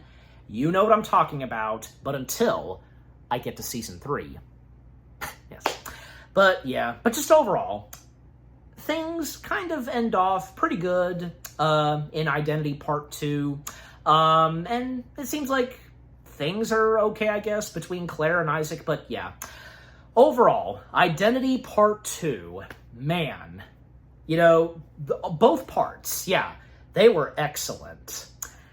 The turn and direction that this two-parter took in the second season of the Orville, man, that was amazing. It really was. And definitely one of the highlights of the Orville. Am I not wrong? So, And like I said, the Kalon being the Borg of the Orville. Well, in Star Trek The Next Generation, the best of both worlds, that being a two-parter, that was a big highlight from the show. One of the memorable moments to come from TNG. And it's obvious that for the Orville, Identity Part 1 and 2 were one of the top memorable things to happen in the show itself, right? So, okay. But anyways, so, overall, Identity Part 2, the second and final part, that was good. Okay. Now with that out of the way, so 3, 4, 5, only 5 episodes left. So, we come to the 5th to last episode, episode 10. Blood of Patriots. Yes. Description / the story. In order to restore peace in the galaxy, Ed initiates, I might be mispronouncing it, but you know me sometimes still. Peace treaty discussions with the notorious Krill. And that's a short description / the story, but more than just that goes on in this episode, because and as I mentioned, and when a little tease and a possibility at the end of Identity Part 2 that maybe there could finally be peace between the Krill and the Union. Well, it happens and begins in episode 10, where apparently the Krill and the Union have so far made discussions on possibly there being peace between them, and maybe the Krill can be a part of the Union. And, well, the task is put on Ed and the crew of the Orville to do this, this peace treaty and such. But at one point, that is interrupted slightly when apparently this Krill shuttlecraft is escaping from the Krill ship. And the Union, they bring in this Krill shuttlecraft. And whom was piloting this crew, this Krill shuttlecraft is a Union crew member. And Gordon, he recognizes and knows who it is. It's an old friend of his whom he thought was dead for years. Oren Channing, being played by Mackenzie Aston. Yeah, I think I am pronouncing the last name right. And along with his daughter, Lena, I hope I'm saying her name right too, played by Allie Kay, Kai, whichever, Anyways, so yes, what goes on in this episode? Again, the attempts on there being peace finally between the Union and the Krill, but because they brought in someone who apparently, according to the Krill, is a fugitive, which of course being Oren. But what we learn from Oren, supposedly, well, he was captured by the Krill years ago, him, his wife, and daughter, and unfortunately, only he and his daughter survived, and it took many years for Oren to try to send out a distress signal to the Union Central and so on, but they never heard from Oren. They'd received nothing until, as of now, thanks to the Orville, they found him. And, bad timing, and man, did Oren miss so much, because he is not too fond on the whole thing of there being peace between the Krill and the Union. Because, after everything Oren went through, that prison camp that they were on, from the Krill, not to mention, according to Oren, his daughter hadn't spoke for a lot of years. She had been very quiet all this time, especially being dramatized by the loss of her mother, which is understandable. And Gordon trying to find ways to convince Oren on this, but nothing's working. And Admiral Perry, who makes an appearance in this episode, being played by Ted Danson, being aware of this and, wanting this peace treaty to proceed, and if there's a possibility that Oren will have to be turned in by the Krill, whatever happens, but overall, point being is that the peace treaty will still need to be proceeded and such, no matter what. And to speed things up some, because, on the episode, well, again, as I said, Gordon trying to talk and convince Oren about this, and Oren, he's not going to cooperate on this. And even when Ed, when he talks with Gordon about the situation, the whole situation with Oren, and what they learn more about Oren, that, he did something and just, But Gordon, well, he finds this ridiculous because, well, despite the fact that, he had been best friends with Oren, and even Gordon, thinks that Ed is jealous over his best friendship, I guess you could say, how I'm putting at it, with Oren. But, Gordon had to go that direction. Because some things that Gordon does not know about quite yet towards Oren, and he did something really bad, and why he's a fugitive, specifically to the Krill. And even, there was one moment where Oren talked with Gordon about, wanting Gordon to join him and to prove that the Krill are vicious monsters and so on.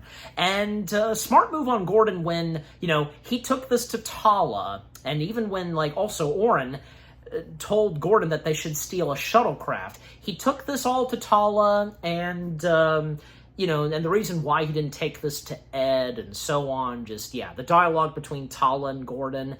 And then, at one point, Gordon goes along with this. He helps out Oren, but there's no way that he would be, and I'm sure that, there's a good feeling what Gordon might be actually doing. And sure enough, yes, because when they make their way to the docking bay, because where the shuttlecrafts are, Tala's right there, and, Gordon then at one point, shooting, knocking out Tala and such, just a harmless stun, and apparently Gordon and Tala, they're in on this, and even when they took this to Ed and the crew, luring Oren away and tricking Oren, basically. And even when Tala, she went to try to comfort and, try to talk with Oren's daughter, and noticed something very suspicious on Oren's daughter's body and wanted to get it checked out by Dr. Claire. Well, when Tala calls in for sickbay and such, Oren's daughter, Lena, puts a knife to her neck, and we hear her speak. But it turns out, and when we learn that Lena might not be whom we think she is, and is not actually Oren's daughter, even when Oren tells this to Gordon, when Oren does find out a little later that, yeah, Gordon tricked him and such, and something that Oren did to defeat the Krill, like these explosive devices, and even when he was getting a little tour of the Orville, he was doing something secretly and when he was not seen, and yeah, these containers and with some and this has to do with explosive stuff, and apparently, the more we learn about Oren and his daughter, well, Lena is this specific alien species who, bleeds out like orange goo and is unlike any other alien that they've seen, and they, she's coordinated in the guest quarters, and she basically is this alien who teamed up with Oren, taking the form of her deceased, of his deceased daughter, and what they would do to take on and defeat the Krill. Just, yeah, it's crazy and just very evil, and it shows that Oren, especially to Gordon, that he is not who he was before. The Oren that Gordon knew, and best said by Gordon, the Oren he knew was dead years ago. Yeah. The day when he was captured and things changed to Oren. Just, yeah, nothing the same. But just overall, Oren gets defeated, and when Gordon does not proceed on with Oren, and there's nothing else that can be done, and Oren's stuck where he is, and by setting off the explosions and such, and it was nice of Oren to allow Gordon to leave the shuttlecraft, take a spacesuit, but Oren, he was refusing to go along with Gordon, and ultimately, yeah, Oren gets killed by the explosives and in the shuttlecraft, and this even caused the explosions to send Gordon, spinning around in space until the Orville finally shows up and gets him back on board. But yeah, again, ultimately, Oren, he's gone. Not the Orville that Gordon remembered, and so on. And the episode doesn't establish what happens to Oren's daughter. Well, we can presume that she was taken in, with no doubt. So yeah. And things are patched up between Ed and Gordon, and apparently Gordon was right. Ed was a bit jealous, but thankfully it wasn't enough, so yeah. But yeah, just overall, episode 10, Blood of Patriots. That was a pretty interesting one. And yeah, the whole thing of the peace treaty, it seems like it will work, that there will finally be peace between the Krill and the Union, and when the treaty is signed and such. Yeah, so we can only hope for now, but by this point, and having all of us having seen season 3, yeah, this is not good. All right, anyways, so now we come to the fourth and last episode of season 2, episode 11, Lasting Impressions. Description / the story. The USS Orville crew reopened a time capsule from the year 2015. On the ship, the mysterious Laura hosts a party. Now, this was a pretty interesting one, and kind of a sad story, because, yeah, two things that are going on. Yeah, as I said, reading the description / the story, this time capsule that was buried in 2015, and it was rediscovered and unburied and such during the time and setting of this episode. Yeah, all this stuff that comes from 2015, like two biggies. One that Bortus is fascinated by, and even getting Clyden involved, are these pack of cigarettes. God, that was the entirety of that episode where they're smoking a lot of cigarettes. Oh my gosh. And come on, people, smoking's bad for you. Have you not learned your lesson by this point? The same goes for vaping. But, yeah. And even, yeah, the moral and lesson of, you know, with Bortus and Clyden and them smoking cigarettes, yeah. But, you know, apparently we learn, as I recall, that there's no real effect on them, but it does become an addiction, and where it would lead to. And Bortus attempts to try to do this, even when he has a little fight with Clyden on this, and even when, apparently, Bortus has been hiding some cigarettes too. It just gets intense between them, and it gets out of hand with this addiction. You know, even at one point when Bortus, he was trying to do some gum. Now, gum shouldn't be that bad, of course, and he tries to go for that. And apparently, it's not really working out for him at first, but ultimately, yeah, the whole thing with Bortus and Clyden doing cigarettes, eventually it does stop, of course, you know. But it's not just that. Another big thing that goes on in this episode, the main thing in this episode, is when Gordon discovers an iPhone. And the attempts on trying to turn it on and to see whom owned that iPhone. And, well, this iPhone belonged to this very beautiful girl named Laura Huggins. Yeah, I think I'm saying her name right. And apparently, you know, she left a couple of videos, and knowing that someone in the near future would discover and, you know, turn on the phone and, you know, hello, future people. And Gordon starts to take a liking to Laura and starts to have feelings towards Laura. And even when at one point, he, you know, takes everything on the iPhone of Laura's and putting it into the simulator room, aka the holodeck, wanting to know about Laura and interact with her, even though it's not the actual Laura still.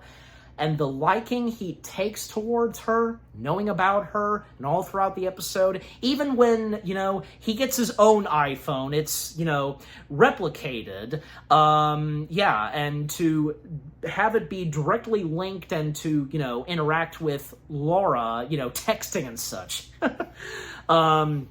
Yeah. I mean, it's very sweet and what goes on, but it takes some unexpected and sad turns, pretty much. You know, even when, like, Gordon shares this with his fellow Orville crew members, you know, most notably Tala, Lamar, Ed, and Grayson, obviously, they find this a bit odd and suspicious. And, you know, even when Gordon, he takes the iPhone with him and, you know, oh, I can't talk, I'm at work, so...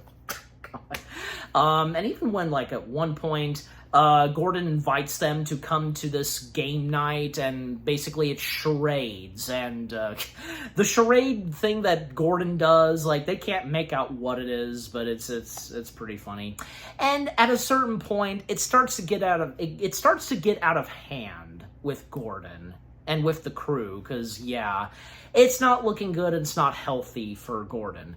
But at one point, something happens when, apparently, an ex-boyfriend of Laura's starts to reconnect with Laura. They start to patch things up.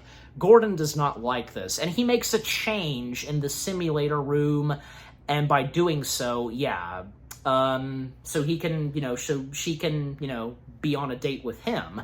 However, another thing we learn about Laura is that she's a really good singer, going to these, like, bars and going up on stage and performing a song or two on a guitar, and not to mention that Gordon, he's a good singer too, so yeah. But because he deleted Laura's ex-boyfriend, Greg, that caused something very drastic, where apparently Greg was responsible for Laura not having stage fright. Uh-oh. Because of that, yeah. And later on, Gordon, he realizes his mistakes, and he realizes that, you know what, this can't go on, and that Laura doesn't exist, anymore. She had been long dead, and this is not really Laura in the simulator room, So, in the end, he lets her go, and even tells Laura that he's gonna be, leaving and, going to a different part of the world and just, saying goodbye to her. Which is a shame, yeah.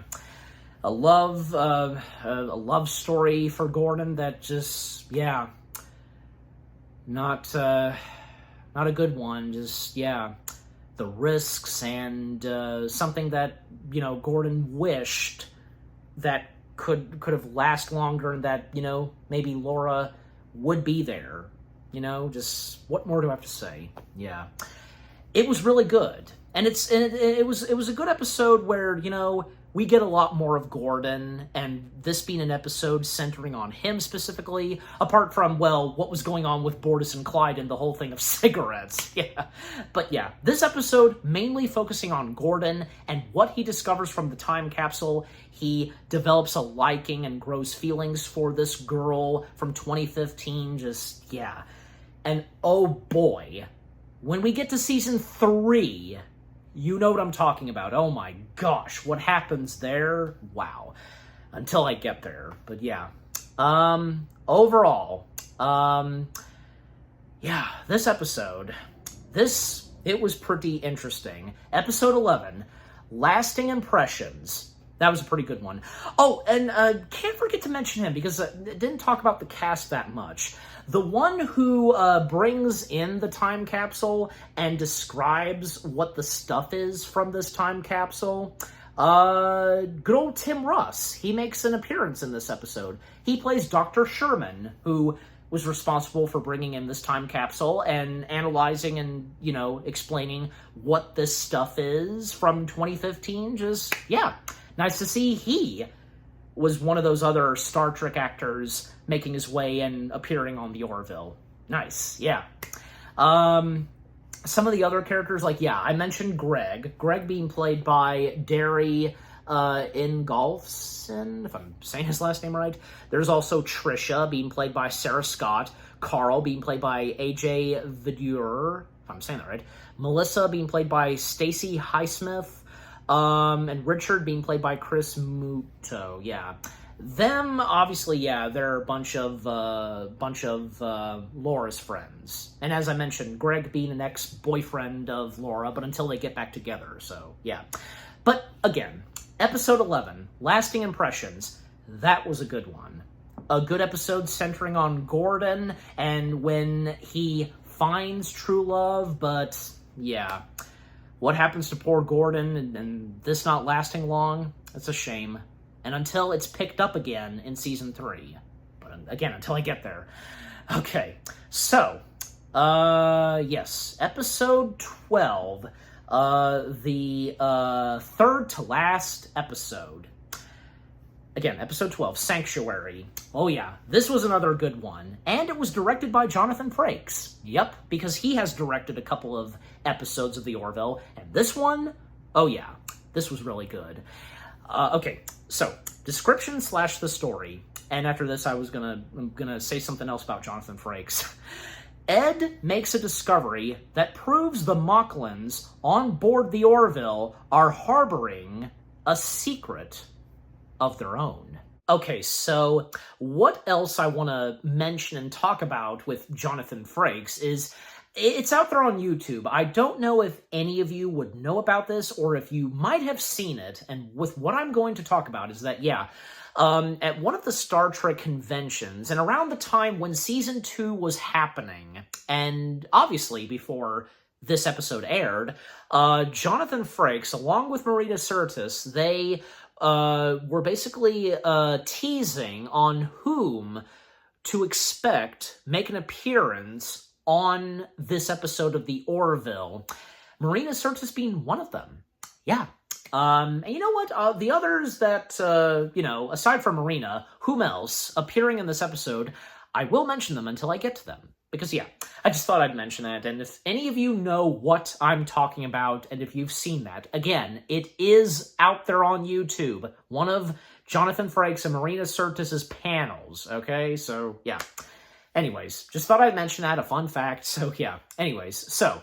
this episode, Sanctuary, was pretty interesting, because, two Mocklins that, are boarding the, Orville, and, they help out with the Orville ship with, some things. They are carrying something specifically that, the Orville crew have no idea what it is, but Bortus is the first one to find out about this. And, basically what they're carrying is their child, but their child is female, and they want to keep her that way, as female. And Bortus, he does share this with Topa, when Topa at one point tags along with Bortus, because, how powerful the container is carrying their child. This causes, something that,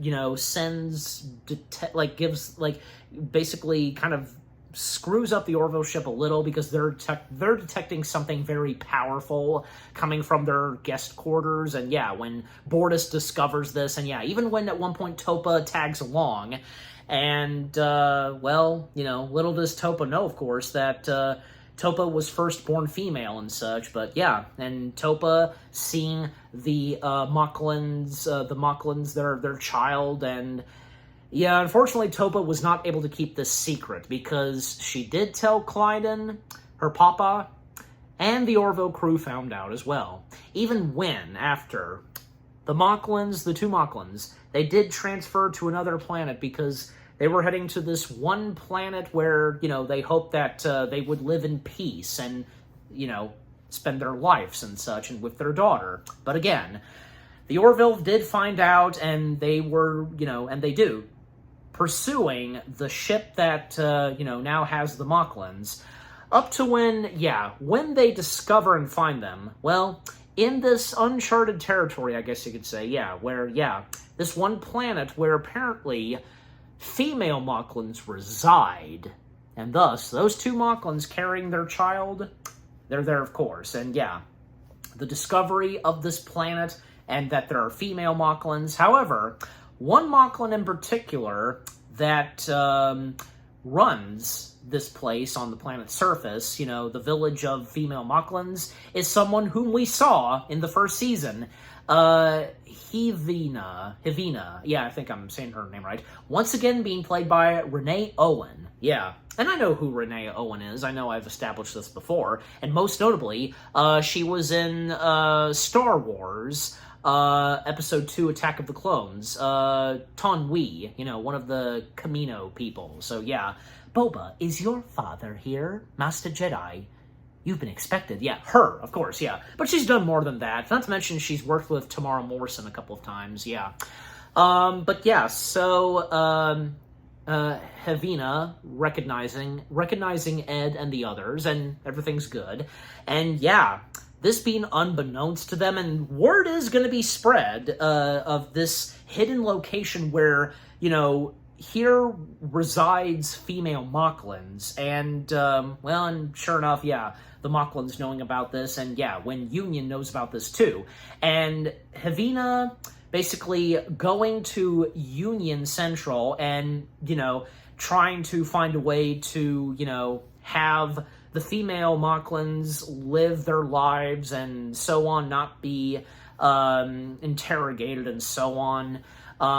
Even when a Mocklin ship does arrive in that sector, and by the way, because one of the Mocklins who is against this and, speaking at the Union Council, is Mocklin, is credited as Mocklin Delegate. The Mocklin Delegate being played by the late legendary good old Tony Todd. Yes, Tony Todd, whom, he was a Klingon.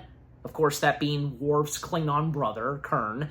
How fitting is it to see him play a Moclan? That's awesome, because, yeah, Tony Todd was one of those guests that was teased and announced by Jonathan and Marina, as I said, at one of the Star Trek conventions. Yeah, Ted Danson being one of them, too. And by the way, Marina Sirtis, can't forget to talk about her appearance, because at the beginning of the episode, we see Topa at daycare, and she gets in a little tussle with a female human, making, because of the whole thing of building blocks, that's my piece, and so on, and shoving that, that human girl. And Marina Sirtis, she plays the teacher, yeah. And when there's a little conversation between the teacher and Topa's parents, yeah. But nice to see that Marina Sirtis, being another Star Trek cast member, making an appearance in the Orville. And it's the only time we see Marina in the Orville. At least for now, but yeah, anyways. So, yeah.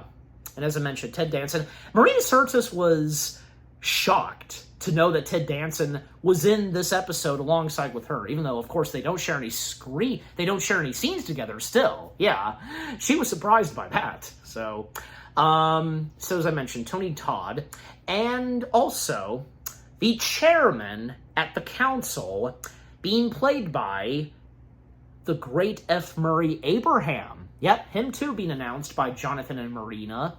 And, well, F. Murray Abraham, who was in something Star Trek, playing Urafu, the main antagonist. I might be mispronouncing his name, but you know who I'm talking about. And we all know that F.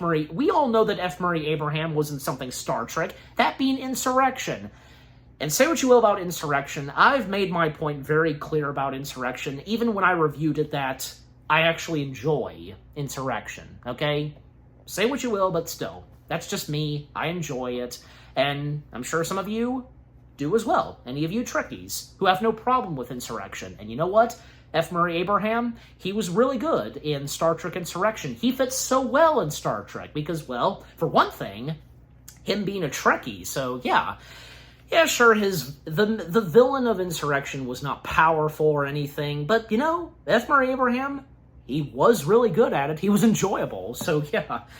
Anyways, so yeah, nice to see that he plays the chairman, and he's the same species as Alara and Tala. Yeah, the Zelenas, those aliens. But anyways, also, some of the others that are there at the council, like the other Union admirals. We have Admiral Tucker, played by Ron Canada. I've seen Ron Canada before. He's a good actor. And once again, Kelly Hu, once again playing Admiral Ozawa, if I'm saying her last name right still, I don't know. But yeah, and there's also Korik, played by Reggie Davis, and Torin, played by Sean Andrew. Yeah, they're those two Moclans who have their child, who's female. So yeah. And as I mentioned,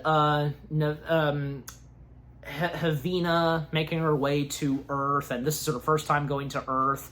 And at one point, Ed introduces her to Dolly Parton. And from there on, Dolly Parton would be someone that, yeah, she worships so much like a god or something. Just, yeah. And by listening to one of her songs, and she takes some of those lyrics for a speech that she makes at the council, and Ed's like, oh, God. And pointing out to Admiral Halsey, yeah, Admiral Halsey making an appearance in this, pointing out to Admiral Halsey on when, yeah, because he introduced her to Dolly Parton. So, God. But at least it went kind of well, right, with the speech that she made. But meanwhile, back in the sector where the female Moclans reside, yeah, again, a Moclan ship that has made its way there, and is hopefully, and they say that they're not doing anything, but they sure enough do, of course, going down and basically attacking and trying to bring in the female Moclans. And Kelly and Bortus, they intervene and they take it upon themselves to go down and to stop this. And even when they were supposed to not to, they were supposed to return to Union Central. But good on Admiral Halsey's part, because he knows that, knowing the Orville crew very well, especially Ed and Grayson, that they can do something about this, and basically, telling Ed that it will be very difficult to send a signal to them, and you see, because, yeah, good on Halsey's part. Probably Halsey being one of the really good admirals, especially for Ed and Grayson, because, yeah, not being like one of those admirals, especially in Star Trek where, yeah, just, you get what I'm saying. But, yeah, overall, Grayson and Gordon going down, taking care of the Mocklins to get them to stop what they're doing, and, well, yeah, a fight pursues, like, yeah, them fighting and such, while a Dolly Parton song plays. But sure enough, things do get patched up when something in the council is taken care of, and thus, the Mocklin females are to be left alone. That is for now, just, anyways. But yeah, overall, things look better now for the female Mocklins. They can live in peace in the planet that they're on and such, in their village. Yeah, it's great to see. And, things looking good with, like, say, Bortus and with Topa and such. But, yeah. Anyways, but, yeah. Episode 12, Sanctuary. That was a pretty good one. With Jonathan Frakes' direction, the number of guest stars that appeared in this episode, that was awesome. That was really great.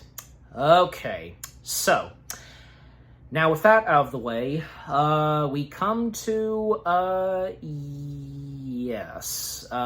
the second to last episode, which being episode 13, Tomorrow and Tomorrow and Tomorrow. Yep, that's how it's titled. You know this by now.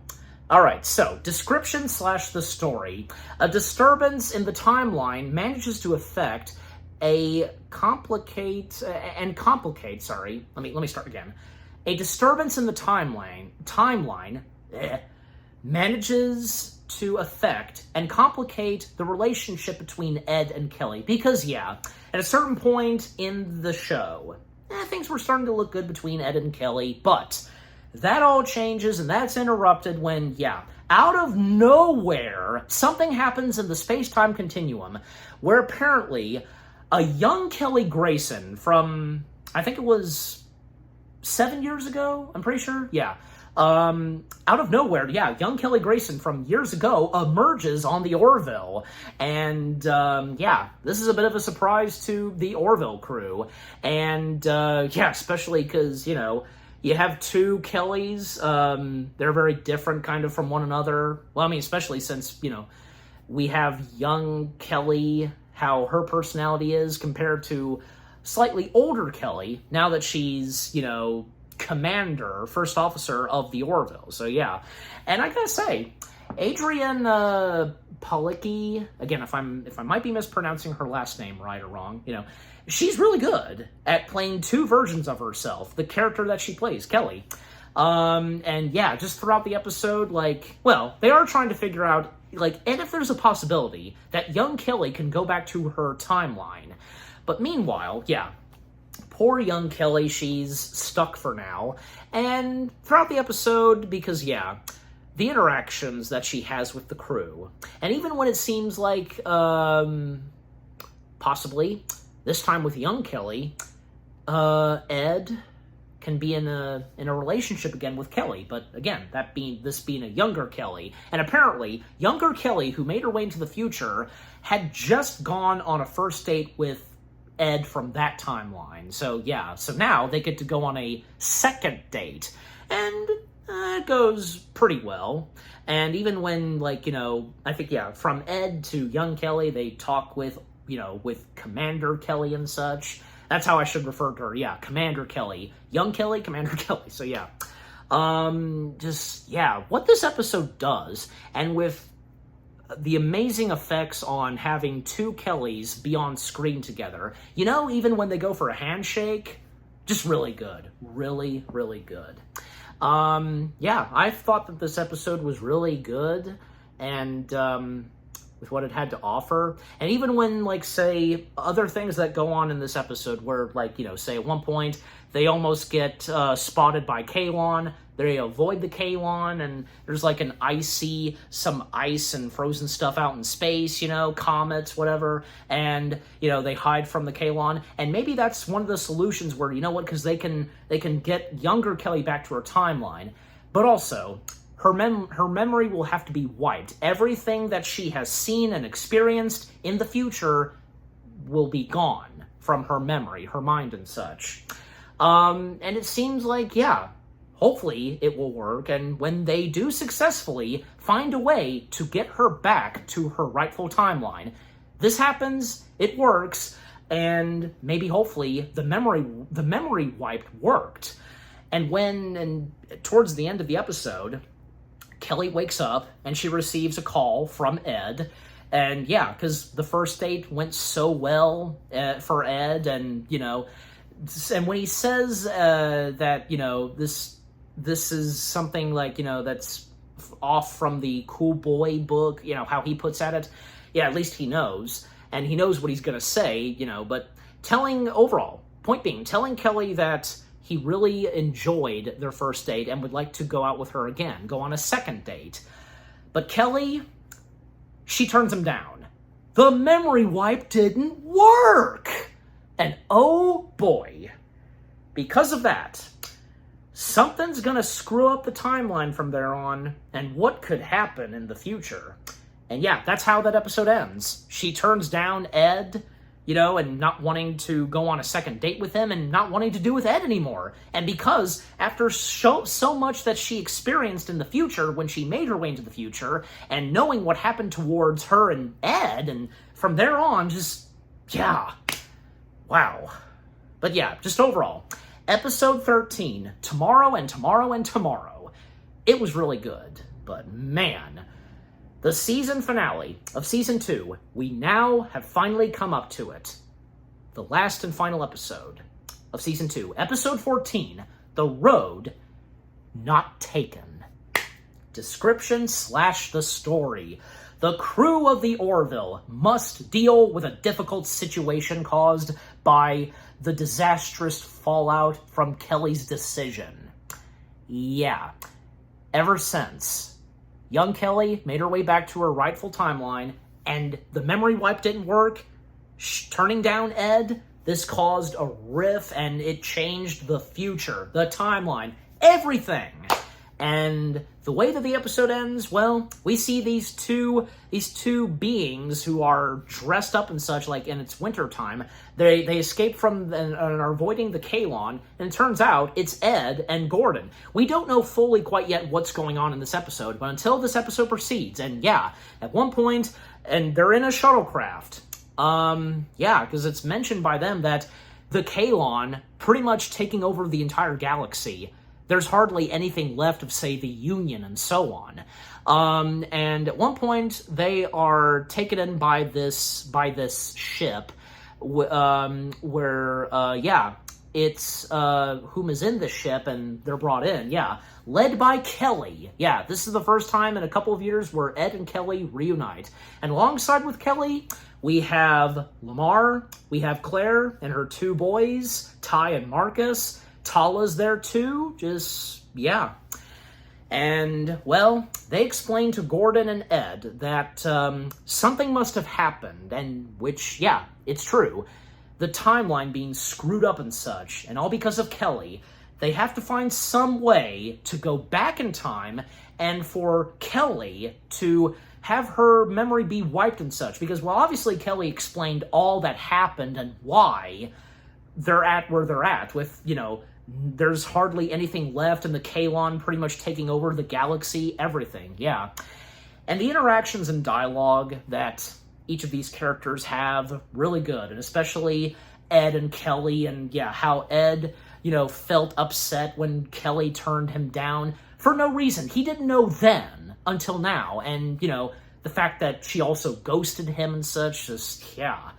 And at one point, they come to this planet where apparently surviving members of the Union. It's like a little, like, rebel base, I guess you could say. Like the rebel base of the Orville from Star Wars, pretty much. Yaphet is there. We also get a surprising appearance of Alara. Yeah, Alara makes an appearance in the final episode of Season 2, and Alara, obviously, once again, being played by Halston Sage. I'm not seeing her in the credits, like on the IMDb page of this episode. I don't... Oh, wait a second, I'm on the wrong one, sorry. But yeah, Halston Sage, once again, reprises the role of Alara, making a very small appearance in this episode when, yeah, they arrive in this, secret rebel base, I guess you could say, and, yeah, just, the dialogue that they have, and even when, like, say, the Kaylon do discover them, and apparently, Ed and Gordon, this is the first time they're meeting these characters, from, say, Lamar, Yaphet, Claire, Alara, Tala, and also, we learn that, the Union ship, the Orville, it's one of the last remaining Union ships to have survived, and it's in the Atlantic Ocean, basically. And yeah, because again, them at their very own rebel base, the Kaylon are nearby and trying to take on the Kaylon while Ed and the others, they escape and making their way to get to the Orville and such, and when we come to the Orville, being in the Atlantic Ocean, only one is there in the Orville, and it's Bortus. And yeah, this being the first time as well for Ed and Gordon to meet Bortus, and them getting the ship out of the ocean, getting it to fly, and, to take on some of the Kaylon, but also Isaac being present on the Orville. He was deactivated. All that's left is his head. And, well, Isaac, basically turning to the dark side in this timeline. And, Isaac telling them that, you will be taken down and such, and they need Isaac for something specific, and, and especially for Claire to... It's up to Claire. She's the one that has to go back in time to take this special serum to really get Kelly to have part of her memories be wiped. What she experienced in the future, you get the drill. And yeah, the Orville taking on the Kaylons, and, even when they are about to lose to the Kaylon, they're almost about to be destroyed by the Kaylon. Ed and Kelly, they managed to patch things up for a couple of seconds, and, well, Ed asking Kelly if, she'll marry him, and she says yes, and yeah, but that's the last we get. And when it seemed like, when they were about to die, they managed to patch things up quickly and such, and just in the nick of time, Claire does get sent back to the past, and the Orville, it gets destroyed. Because also there was some of the other cast of characters in this, like, pretty much just all of them, but only one, and that being Chris Morrow, if I'm saying his last name right. He's credited playing the character of Rebel. Obviously, one of the rebels that we see on their very own rebel base. Okay, so yeah. Anyways, when we come back to young Grayson in her apartment, and sure enough, Claire, she arrives just in time and telling Grayson that she's from the future, but yeah, the future where it's all screwed up and such, all because she turned down Ed, and giving her the serum, getting her back into bed, and when Kelly wakes up, she won't remember anything. It'll be like nothing happened. Her going into the future and such, and because when we first saw young Kelly, she disappeared, but then came back, and, well, she even, with this happening, a cup of coffee dropped and such, But thanks to Claire, Grayson has part of her memory wiped, forgetting about her going into the future, and which causes Claire to vanish from existence, and, well, because of the future being restored. And, well, when Grayson wakes up, yeah, and her receiving a call from Ed asking her out on a second date, and she accepts. Now the future is restored. Yeah. And a great way to end off the episode. And, you know, funny enough, because the second to last episode, it ended off where, yeah, Grayson turned down Ed on a second date. But in the final episode, she accepts the second date. You see, it's like, yeah, I didn't really fully think about that until now. It's one of those things, but yeah. But a great way to end off Season 2 of the Orville right there. Yeah, and that the future is restored, but boy, what would happen next in the second season? I'm sorry, third season. Yeah. Okay, but yeah. Whew. Season 2 of the Orville. It was a really good season. Everything from beginning to end. Things were really looking good this time for the Orville. And yeah, what more do I have to say? The best I could, going through and analyzing the entirety of Season 2, my review of it, yeah. Each of the episodes and with their stories were really good. The twists and turns that Season 2 takes, and with, you know, great chemistry from the characters, their development, and some episodes that center on each of these characters, like, you know, from, say, Alara, when she sadly disembarked, but then stepped in Tala. Yeah, Tala was no disappointment when she filled in and took Alara's place. The episode centering on Gordon, stuff that happens with the Krill, the Mocklins, and with Ed, you know, falling in love, but yeah, turned out to be a Krill. The funny moments, the emotional moments, the unexpected twists and turns that happen, and also one of the highlights from Season 2, the Kalon, and when Isaac turned his back on them, but he managed to redeem himself and once again be a part of the family of the Orville. Just, yeah, great guest stars that appeared in Season 2. Everything about Season 2 of the Orville was excellent. And I'm giving Season 2 of the Orville, well, what the heck, 10 out of 10 stars. Yes, 10 out of 10 stars for Season 2 of the Orville. And what about you guys? What did you think of Season 2 of the Orville itself? Is it one of your favorite seasons so far of the Orville? Which were some of your favorite episodes? Did you get good laughs? Did you get teary-eyed, emotional? The messages and subjects that are brought up in Season 2? Were you sad to see that Alara disembarked? Did you right away like and accept Tala? And the episodes that center on, say, Gordon, Ed, the Mocklins, Tala, Alara, you get my point, just, yeah. And did you not expect the twists and turns that Season 2 took? Just, yeah, just overall, what do you think of Season 2 of the Orville itself, and with what I've had to say, my review, and yeah, what did you think of my review? Leave comments and give this review video a like, as always.